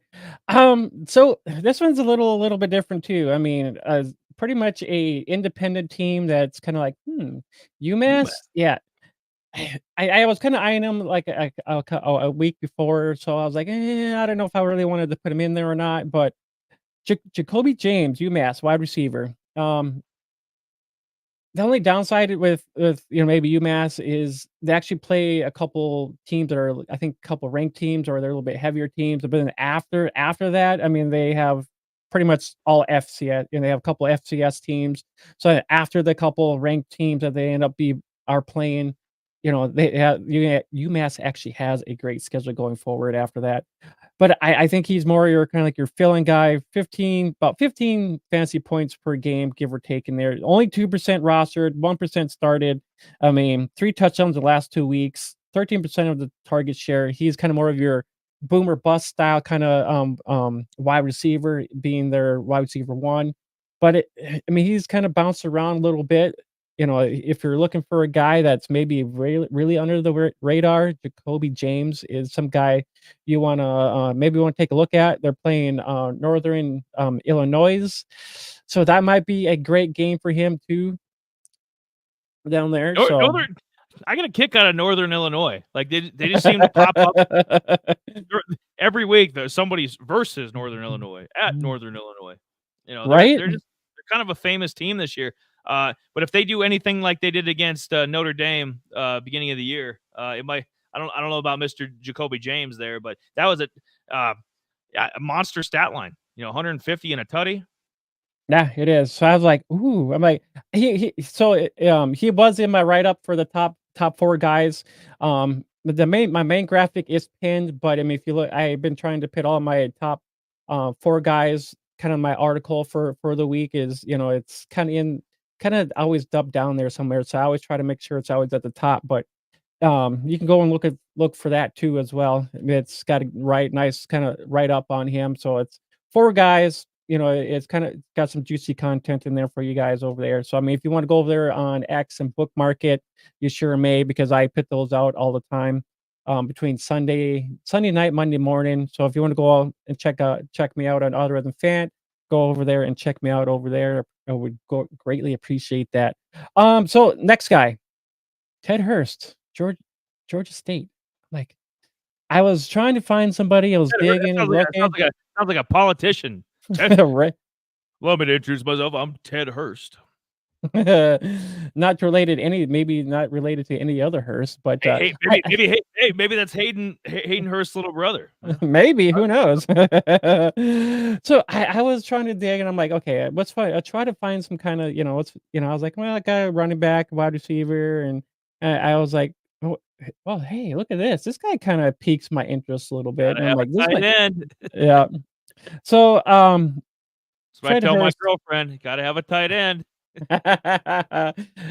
He's wide receiver, not tight end. But Ted saw double-digit targets these last 2 weeks, 4 touchdowns since week 2. He's had 200 yards since then. Ted actually has 12% of the target share.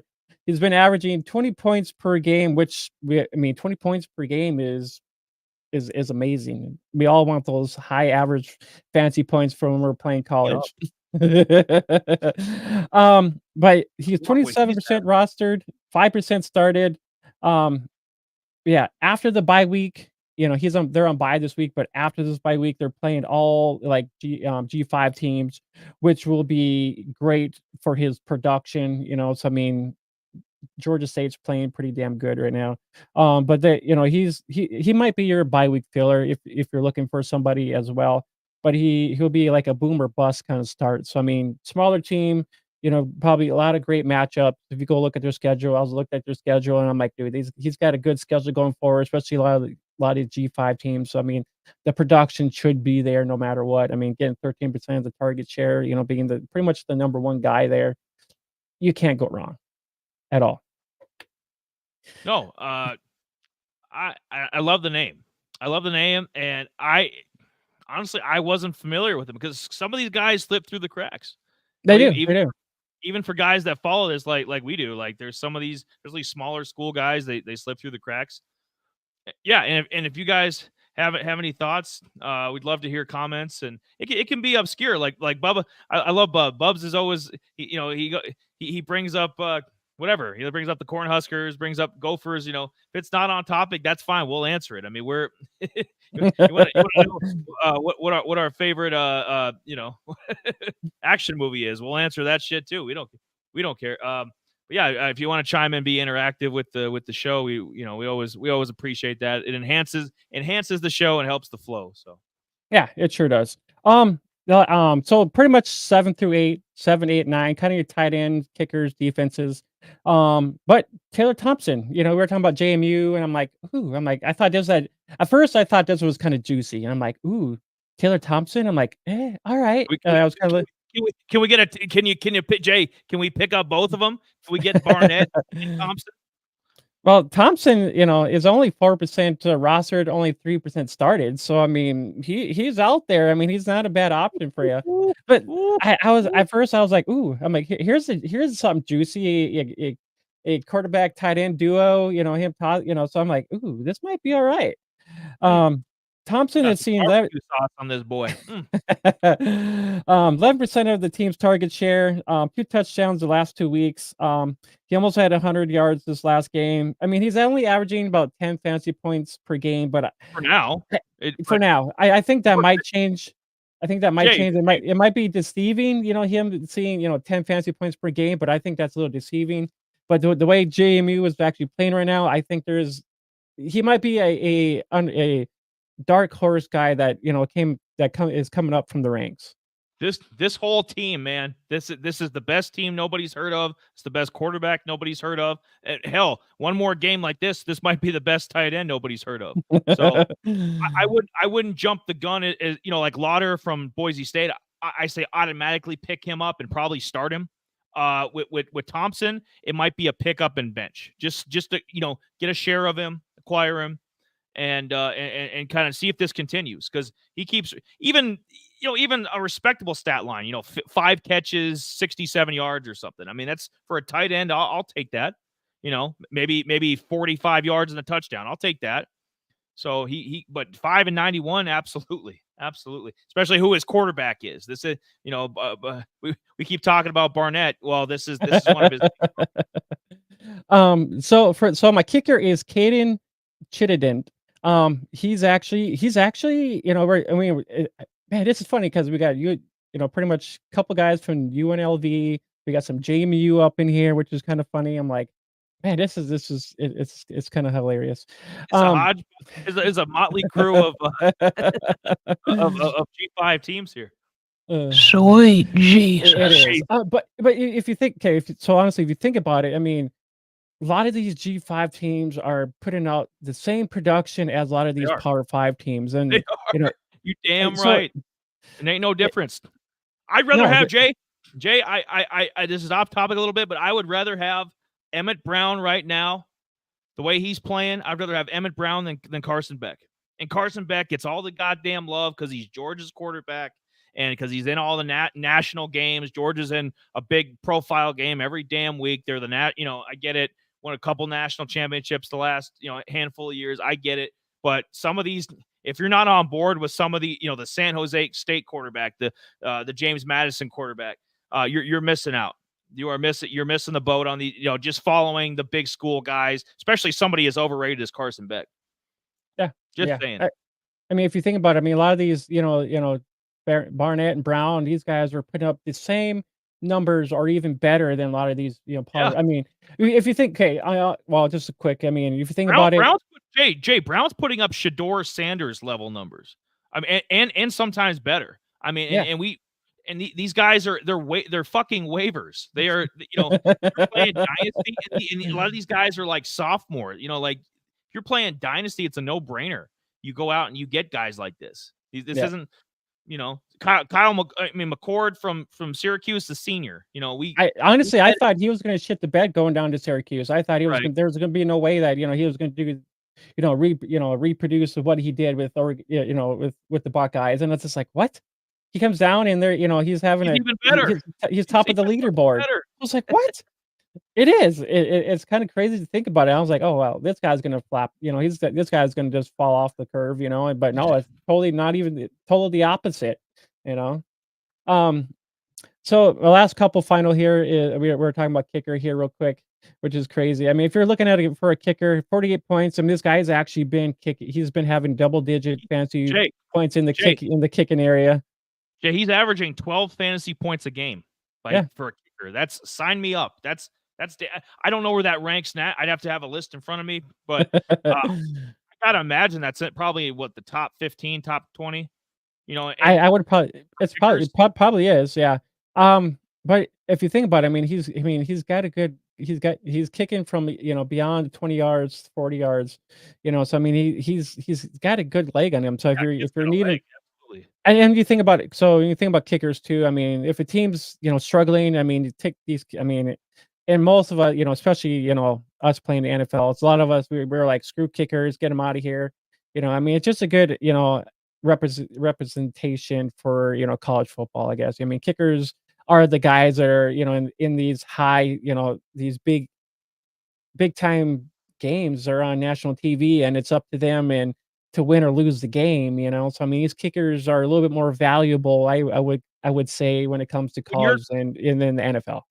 Absolutely. And when you're a team like UNLV, who, the margins are very thin. You don't have the depth that Georgia has. You don't have the depth Oregon, Alabama, Texas. You don't have their depth. So, but you throw in, their defense is, you could argue, in a couple categories, they're damn near top 10, in a couple important categories, takeaways, points per game, good kicking game.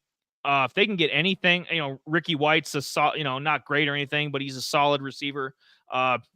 We'll see what Hajj Malik can do. Can do now that he's getting the reins at the quarterback.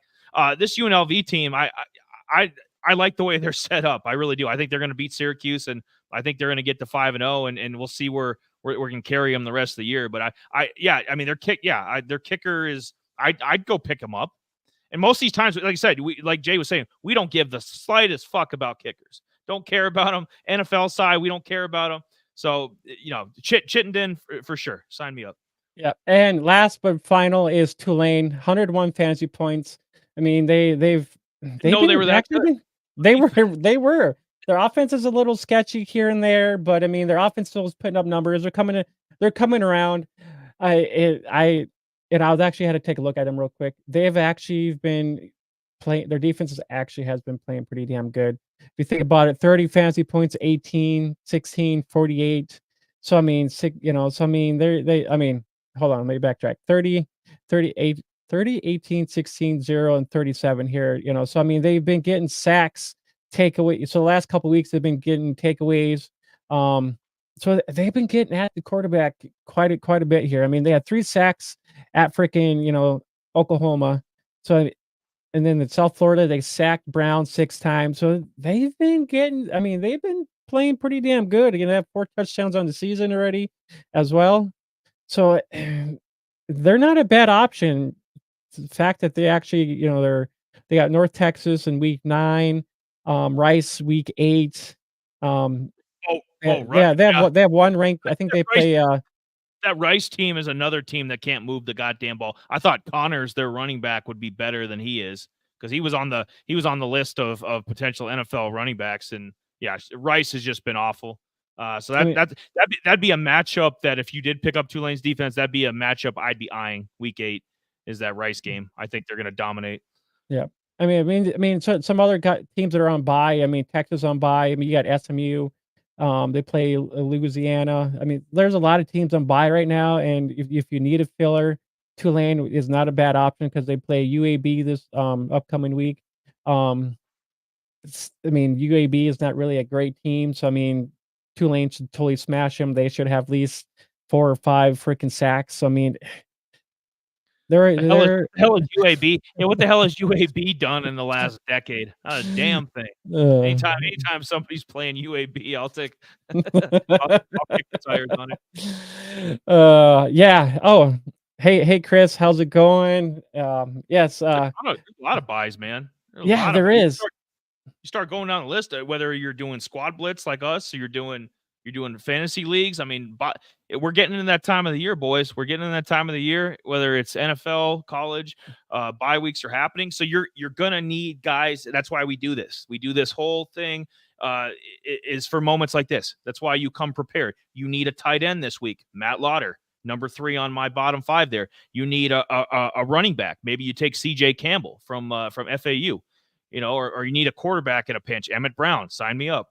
Just that's why these guys are, they're here for that specific purpose, and then some.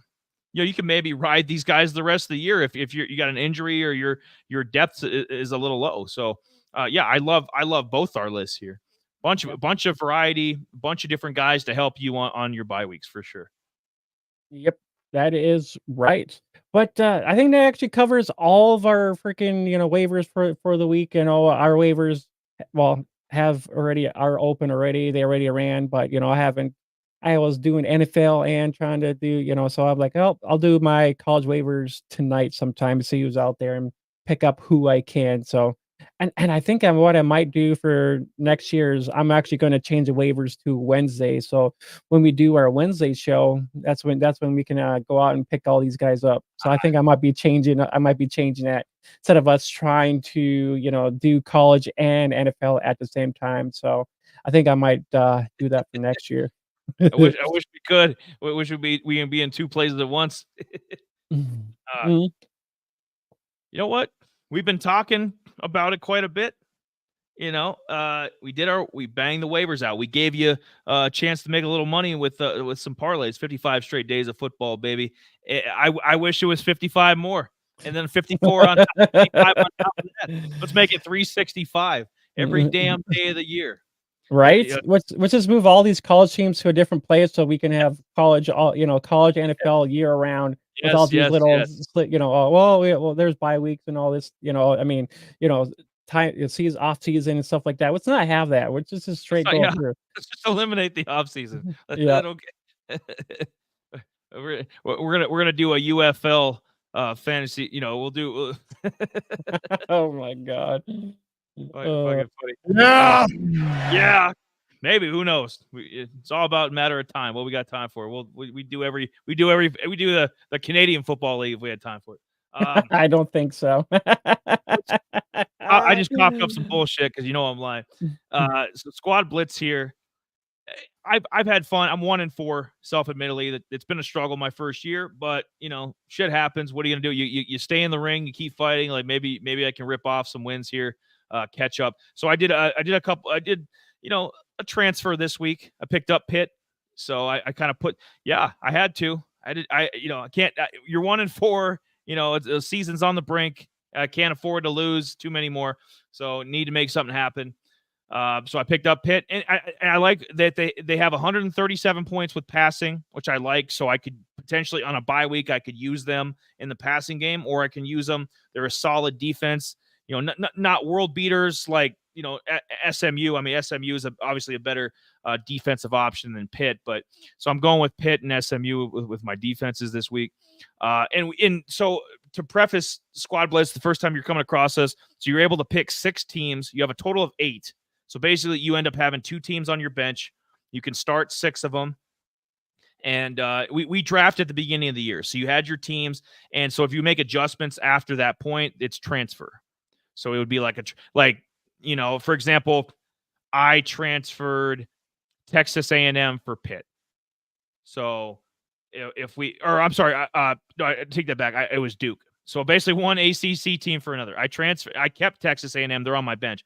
So I transferred Duke, who they just weren't doing it for me. They were decent all around, but just nothing popped. So I was able to transfer this week, Pitt for Duke. So I think that was an upgrade. So Pitt, SMU are my 2 defensive squads. And then we get 2 rushing squads. And so I'm going to go with South Alabama. I know Gio Lopez, he's probable this week. I'm hoping Gio plays. They got worked by LSU. Let's just be honest. They had no business being on the same field. And South Alabama up to that point had been really good, especially Gio Lopez, the quarterback. So I think they'll get back on track. Hopefully Gio plays. So I think their rushing game will be just fine. They've got 176 or over 170 or 100. Can't even talk right now. I feel help me out. Take it. I was gonna say, just take a sip of your monster. You'll be all right. I'm feeling good. 177.6 points, South Alabama rushing, which is damn good. Not as good as Indiana. I mean, Indiana's rushing attack is just lethal. Almost 220 points. So I have them as my second team. Indiana, they're a sleeper all around. Good defense, good rushing attack. I like what I'm seeing. I think they're going to win again this weekend. Good, win another one. They're ranked number 23, which is unheard of for Indiana. Indiana doesn't get ranked, so great to see. So South Alabama, Indiana rushing teams, and then 2 passing teams as well. I went with Clemson has been on my bench for a while, but Cade Klubnik has been playing really good for Clemson. Clemson's looked better since that week 1 debacle against Georgia. They've looked solid. And, almost 116 points from them. So I'm going to go with them as one of the squads. And then Louisville's been all around, pretty much all year. Louisville has been solid. Can't go wrong with them. So I'm definitely going to start them at over 119 points.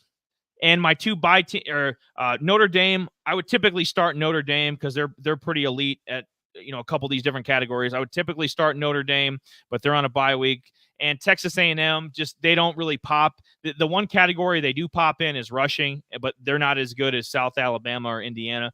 So those are my 2 bench teams this week. What are you thinking, Jay? Can I get the 2 and 4? I sure hope so, man. Because you're looking a little rough here, man. It's not. I mean, I don't know, mate. It's interesting to think about because if Pitt's offense is a little bit better, especially in if it's either the rushing or the passing, that it might be a better option over there. Especially with Desmond Reed or Desmond actually playing well, and he's pretty much that dual threat. Good in the pass game, to get a little bit of pass game, and he's great in the rushing. So I guess that's really of a toss up, really, if you think about it. Yeah, it sucks. I thought about it, but I kind of used the thinking like Louisville and Clemson, their defenses aren't as Pitt's obviously got a better passing attack than those 2 teams, but the defense lacks. Pitt was a nice stopgap to put in the defense. Is kind of the logic behind it. Obviously I'd like Pitt in my passing or my offensive side, but we'll have to make this work. And but Squad Blitz is a lot of fun. Get involved with it if you haven't already. And we're not endorsed by them. We're not paid 30-second ad or some bullshit. So this is just, we love doing it, and it's fun. It's different than the typical fantasy, the players. It's more or less for squads, like the name, it's the whole rushing attack. Indiana doesn't have an Ashton Genty. Indiana doesn't have an Amarian Hampton, or a Quinton Junkins. There's no elite running back in Indiana, but they're still managing almost 220 fantasy points, right? So you're more dependent on a unit than an individual player. So that's what I like about it. And Jay's got his 6. What we got here? This was from last week, but better than mine. A little bit better than mine. San Jose was on bye. They're not on bye anymore. Utah is actually on bye this week. So, and I actually picked up Illinois, and they are actually on bye this week. So I have some moves to make. You got to make a transfer, boy. I didn't know. So I'm gonna, San Jose is gonna be up in the passing there, the passing squad over there. The rushing, I don't know. Do I move? I actually moved Michigan to my rushing side of things because Mullins and the dual threat of Edwards. They've been kind of a 1-2 punch. So I thought maybe that might be a factor. That's all they have. That's pretty much it. I can't use them as a passing team at all. So I'll probably keep Michigan Minnesota in my as my defense because they're stout, so I like that aspect out of it. So I mean, I got and that's the other thing. I don't know. I got TCU. I'll probably keep them there. Utah, I'm not sure with, but I did pick up USC, so maybe put USC in my defense, or maybe put them up in one of those maybe rushing. I'm not sure exactly. I haven't decided. I haven't picked that. I haven't decided yet. So I, I'm lost for words right now. well, you know what? We have a second. Let's see. So, I Let's mean, see who's in the portal. Let's see who's in the portal oh, in our. This is just our league, real quick. I wanted to. I'm curious. I'm curious to see who's out here. Yep. I'm Of course, I'm 1-4. Yep, I know that. I'm 3-2. Unfortunately, I did lose. So I mean, I was hoping to, beat the 3-1 guy too as well, but he had a stout team, so I was a little disappointed in that. He Jake, actually, go ahead, Jay. I was gonna say because he had North Texas, Syracuse, UCF, Liberty, Tulane, and so he's at. I was gonna try maybe go pick up Tulane's defense. Maybe he picked him up. So I mean, maybe he beat me to the punch already. So I mean, he's got Georgia's defense too as well. I think the best all around team that's available would be Eastern Michigan, but Oh, the only problem is they're on a bye because yeah, they've got almost 130 rushing points, 124 defensive points. So that would be about the best squad. If you're looking for, I guess you'd probably be looking for what, passing? either a passing or rushing team right now, probably. Cincinnati's on bye. Cincinnati would be a great option. They're actually really underrated. 141 passing yards for Cincinnati. Can maybe go get Auburn, but they're playing Georgia, so that might be Yeah, that tough might be a one. little rough. So And I'm gonna have to do. they're missing Cam Coleman. Cam Coleman, their leading receiver. He's going to be out more than likely. So Auburn probably not an option. Yeah, it's gonna be kind of rough week then for me. So I'm like, Toledo, ugh. Jay, maybe Toledo. Toledo's playing Oh, Miami of Ohio. they actually got a good rush. They actually have a good rushing team. So there's a kid from Toledo is tearing it up. So I mean, I could slide him in the rushing side probably. So that wouldn't be a bad option, and maybe just slide Michigan back into the defense. I don't know. Yeah, where they belong. Oh my God. You know So what? Can I? Go ahead, Jay. oh, I was just gonna say, Michigan right there. But I mean, other than that, so I mean, Eli mentioned squad. So squad blitz is actually a kind of a new upcoming kind of way to play fantasy football, without having to do what we're doing with adding and dropping just individual players. This is just more of a team aspect of it. But yeah, they are actually on X. So if you're on X, you can go and follow them. It's pretty much Squad Blitz. They're great guys to talk to. I've talked to some of them already.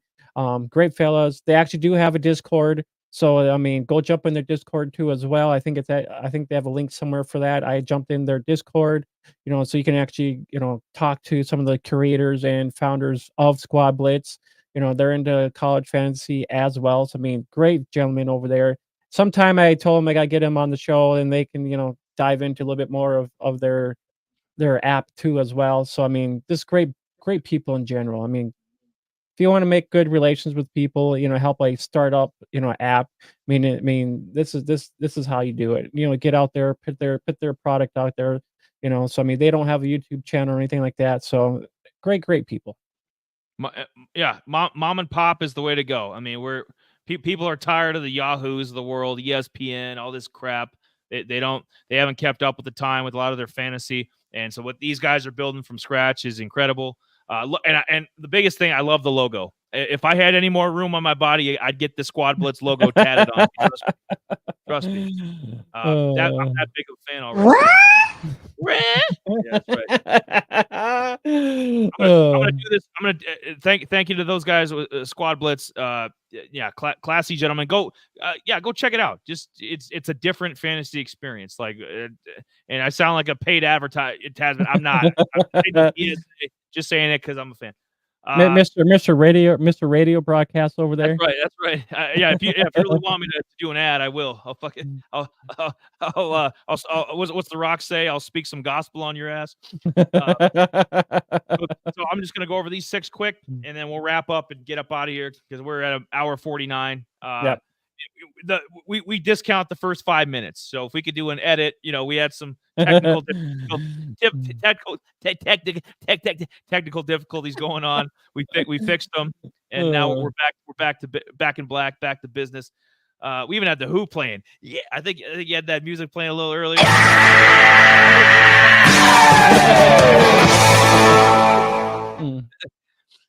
So these are the 6 players to watch real quick. Let's go down the list. Let's get rid of some of these notes here, taking up a little space. Trash. There we go. Curtis Rourke from Indiana. They're playing Northwestern. Yeah, Indiana's going to win again. This is another guy that's had a great year and nobody's heard of. Nobody's been paying attention to Indiana. He's got almost 1,400 passing yards, completing 73% of his passes. What is he? Bryce Young a couple years ago at Alabama. Like, what the hell? 73%, super impressive. 11 TDs, only 2 picks. He's got 2 rushing touchdowns. So I don't see what's not to like about Curtis Rourke. So, and I think he's going to continue that against Northwestern. They're going to win. Another big game. I'm not sure fantasy wise, I haven't really looked him up in terms of I haven't seen him available in any league, so I'm guessing he's rostered quite a bit or on somebody's bench. But he's been having a damn good year so far. We talked about him earlier. We're going to look out for him. Jay had him up on his waivers as the number 1 guy. Hodge Malik Williams from UNLV. Because why the hell not? That first game was super impressive. He's probably better than Matt Sluka. Sluka said, "I'm gonna get paid. I'm gonna redshirt." Well, transfer your punk ass to some fucking FCS team, then, man. Get out of here, because Hodge Malik is better. Okay, steps in day 1, better quarterback. UNLV might have just cashed in their ticket to compete with Boise for that maybe that last playoff spot if Hodge keeps playing this way. So he's gonna have a monster game against Syracuse Friday night. Just watch. UNLV is gonna win. Nate Noel, kind of mentioned him a little bit earlier as one of the guys I might rather have than Ollie Gordon right now, and that would have been blasphemous to say a couple weeks ago. It ain't now. Nate Noel had over I think he's averaging like 150 yards the last 2 games, so he's really been stepping it up. Slow, kind of started the year slow, but really been ramping it up. Missouri ranked number 9, got a big game against Texas A&M. I think Nate's going to hit, so I put him as the running back. And then the beast himself, how the fuck have we not mentioned him yet? How has he gone off the radar that much this year? He is the best, probably the best player at Rutgers since Ray Rice. Let's just be honest. And I don't think he beats up women in elevators. So I think we're safe with that. Oh my God. Kyle guy, let me read off these stats. 589 rushing yards, 6 touchdowns. Now, you don't get a lot in the receiving game, but who gives a shit? Okay, he's the belle of the ball. Sign me up. That's gonna be a deceptively great game. That Rutgers Nebraska game, I am gonna have that on, and we put it at the bottom too. You guys can tune in as well. It's on FS1, so tune into that. This will be some good. I don't know if he's better than Caleb Johnson. Coming out of the in the Big 12 there. Or not Big 12, Big 10. So I don't know. Maybe we do a poll. Maybe we go on the X and we do a poll. Would you rather have Kyle Monongai or Caleb Johnson from Iowa? Actually, I might do that. Actually, I might put that poll up later on this evening. So we got the 2 running backs out of the way, the 2 quarterbacks, receivers, Trey Harris, because he's about the only good thing left. I know Parrish Jr., the running back, has had a couple good games. Jackson Dart's been pretty consistent, but we know the stinker they had against Kentucky. Trey Harris still had a monster game. He's really positioned himself. I mean, in terms of this year, I'm not projecting 2025 NFL, but at least for this year, I almost think he's overtaken, McMillan from Arizona with his fantasy value. Like, Trey Harris is elite.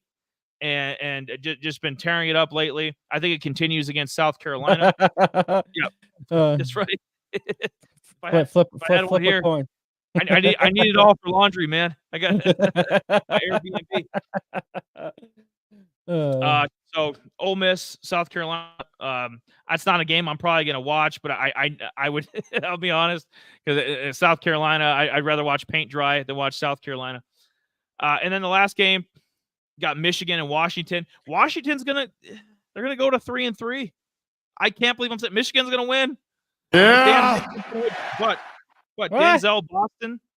So No. you probably didn't think this was possible, Jay. You lose Jalen Polk.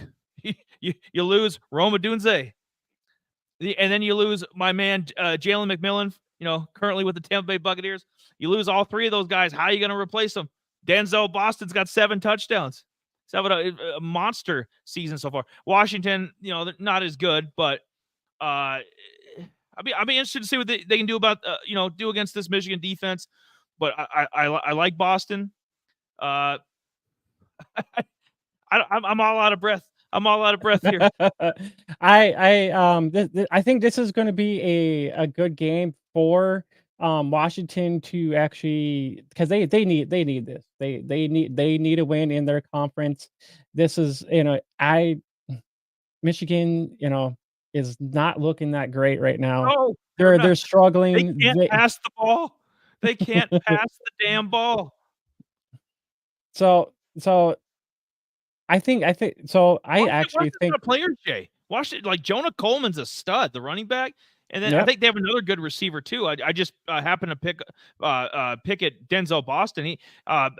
He's right up there with the leaders in the country with 7 touchdowns. He's gonna end up with 14 touchdowns this year. I think not gonna make any difference if they're 6-6 though. No, I think I talked about one of their tight ends too. From Washington. I don't remember. Yeah. So they have weapons. I mean, even though they lost quite a bit, I mean, I think they lost his last Friday or whatever it was, but that was a close game against because they played Rutgers. So I mean, that was a pretty close game, and it's just like, I mean, it sucks. I mean, Boston did what he needed to do. They almost came back, almost had the game, but they ended up blowing it. But with Michigan, I mean, the defense might be stout, but their offense can't really produce anything. The only downside is all they can do is rush the damn ball, and Washington can do both of these things. They can actually rush and throw the damn ball down the field. So I think this might be an upset. I'm going to go Washington over Michigan. Holy fucking shit! Yep, I just said that. Upset special. Got Jonah Coleman, Will Rogers, and the boys. Then Denzel. Not Denzel Washington, Denzel Boston, not Denzel Ward. I like it. You know what? That's if you want an upset special, I don't think that's out of the question. I don't. I'm taking Michigan by like 3 because Michigan can't beat anybody, but like by more than 3 points. But okay, so we got the games here. Jay, let's rapid fire, big boy. Yep. I took UNLV. Who you got Friday night? UNLV or Syracuse? I think I'm gonna go Syracuse. I just love what they got going on. I mean, they got a good team. I think Syracuse beats UNLV. And I got Washington. 2 upset. We got 2 upsets. Okay. We got. I'm taking the 2 favorites. He's got the 2. We'll see. I'm either 0-4 or he's 0-4. It doesn't. I don't know. Navy and Air Force. Air Force has got quite a few injuries from what I was reading. Navy. Yeah, I thought it was. Yeah, our stud from a couple weeks ago, Horvath. I'm not going to bet against him. So I think Navy rolls Air Force. I think that's another favored win. So I'm 3 on the favorites. Who you got? Navy. I thought it was. I was actually listening because I thought it was Navy, Army. I think they actually play each other sometimes. That's so I'm like, I'll be the end of the year. Yeah, so that might be the game to watch. But I mean, a good matchup. And I knew Air Force was actually more of a running team too. So I mean, with both these teams kind of do running, I thought it would be a good game to kind of maybe peek your eye at here and there. But Navy for me, and then Oregon. If Air Force wins, because I served 4 years in the Air Force. If the Air Force wins, I'll wear my fucking camo Air Force hat next episode, because I don't usually wear hats. and I'm not going to be wearing it because Navy's going to win. Oregon, Michigan State. Michigan State's quarterback. Yeah. Michigan State's whole being is just they're just there's nothing about them that I forget if they're I don't know if they're 2-3 or 3-2. I don't care. Oregon's going to roll them. Oregon's just going to continue the train. Choo-choo. Train's running down the track. Oregon's going to smoke them. Gabriel, I don't know if he's going to have a bunch of touchdowns, but he's going to have a bunch of yards. And, they're going to get some takeaways. Tez is going to do his thing, probably 140 in a tutty. James is going to, on the ground, James probably have a 100-yard game. It's going to get ugly. Yeah, Michigan State's got nothing for Oregon. Yeah, I thought it was be kind of an interesting game to kind of watch in case, Michigan does do something. But I mean, with Oregon kind of really not really doing, I mean, like I mentioned earlier in the show, I mean, Oregon's actually kind of like they've been kind of hit miss. We haven't really seen, the stuff that we wanted to see from Dylan. We really haven't seen that. And, it's kind of been a wash with him for right now. I mean, he's not, he's not talked about a lot. We really haven't seen what Oregon really can put down on the field yet. They've been, to me, Jay, to me, Oregon's been on cruise control. They've been on cruise control all year. I know they got a little scare against Boise, which they should. Boise's a damn good team. So, I mean, that's been probably their best game. So, best competitor so far. Until they get into, the Big Ten, the big boys, until they play, I'd have to look at the schedule, but I'm guessing they play Ohio State or USC, one of those. So they're going to get a harder schedule later in the year, maybe Penn State. So we'll see with that. Taking Oregon. I think we're both taking. So we both have Navy, both have Oregon. Jay's got Syracuse, I've got UNLV, and then Jay's got Washington with the upset. I'm taking Michigan. So we'll see how we do with that. He's going to be putting up a poll on X maybe tonight. Basically talking, hey, do you want the Iowa running back or the Rutgers running back? That's a nice Big Ten debate there. So if you're a Big Ten guy or you're a fan of FBS running backs, go jump on the Out of Rhythm page and go put your thoughts in on the which guy you rather have, because they're very similar. They're very evenly balanced. I think Caleb does a little more in the receiving game, so he might have a little more value, but I just think Rutgers isn't 4-0 without Monungai, doing what he's done so far. So it's Discord. Obviously Jay's always over on there. Instagram, all the goodies. All the previous episodes are on Spotify. Nice playlist over on YouTube. Nice shorts. The full show. Whatever you can tolerate of us. If you want a bite-sized form, you want the full thing. You want the full meal, entree, everything. You want the drink.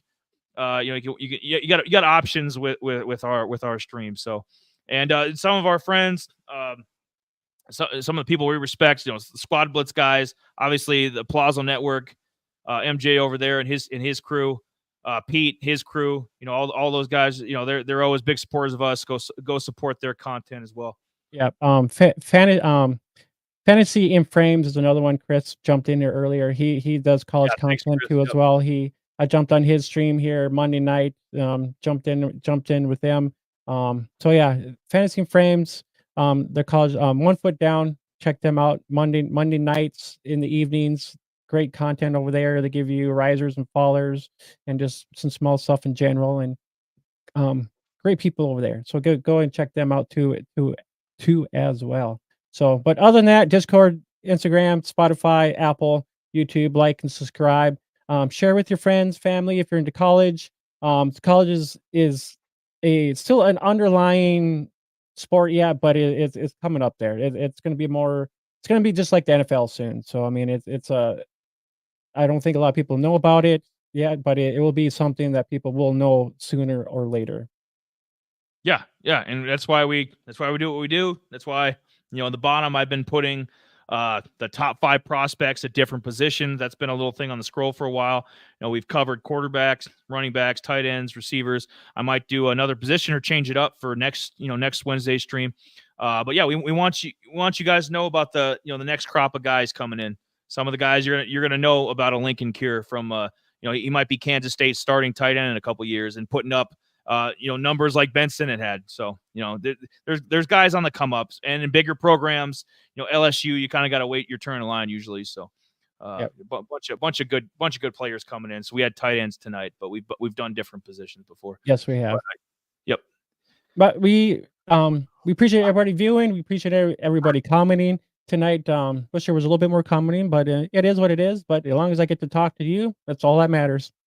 So yeah, all right. I can talk to you and you and you and him. But no, we appreciate the support. If you haven't, give our channel some loves, subscribe, share it around, and and follow us on X. I'm at @RhythmFant, Eli at Eli Apple. Get him a little bit more involved. Tell him to get what he do what he needs to do. Yep, right there. Right. All right, guys. We'll see you guys next Wednesday. From Other Rhythm, I'm Jamie. That's Eli. We'll see you guys next Wednesday. Peace.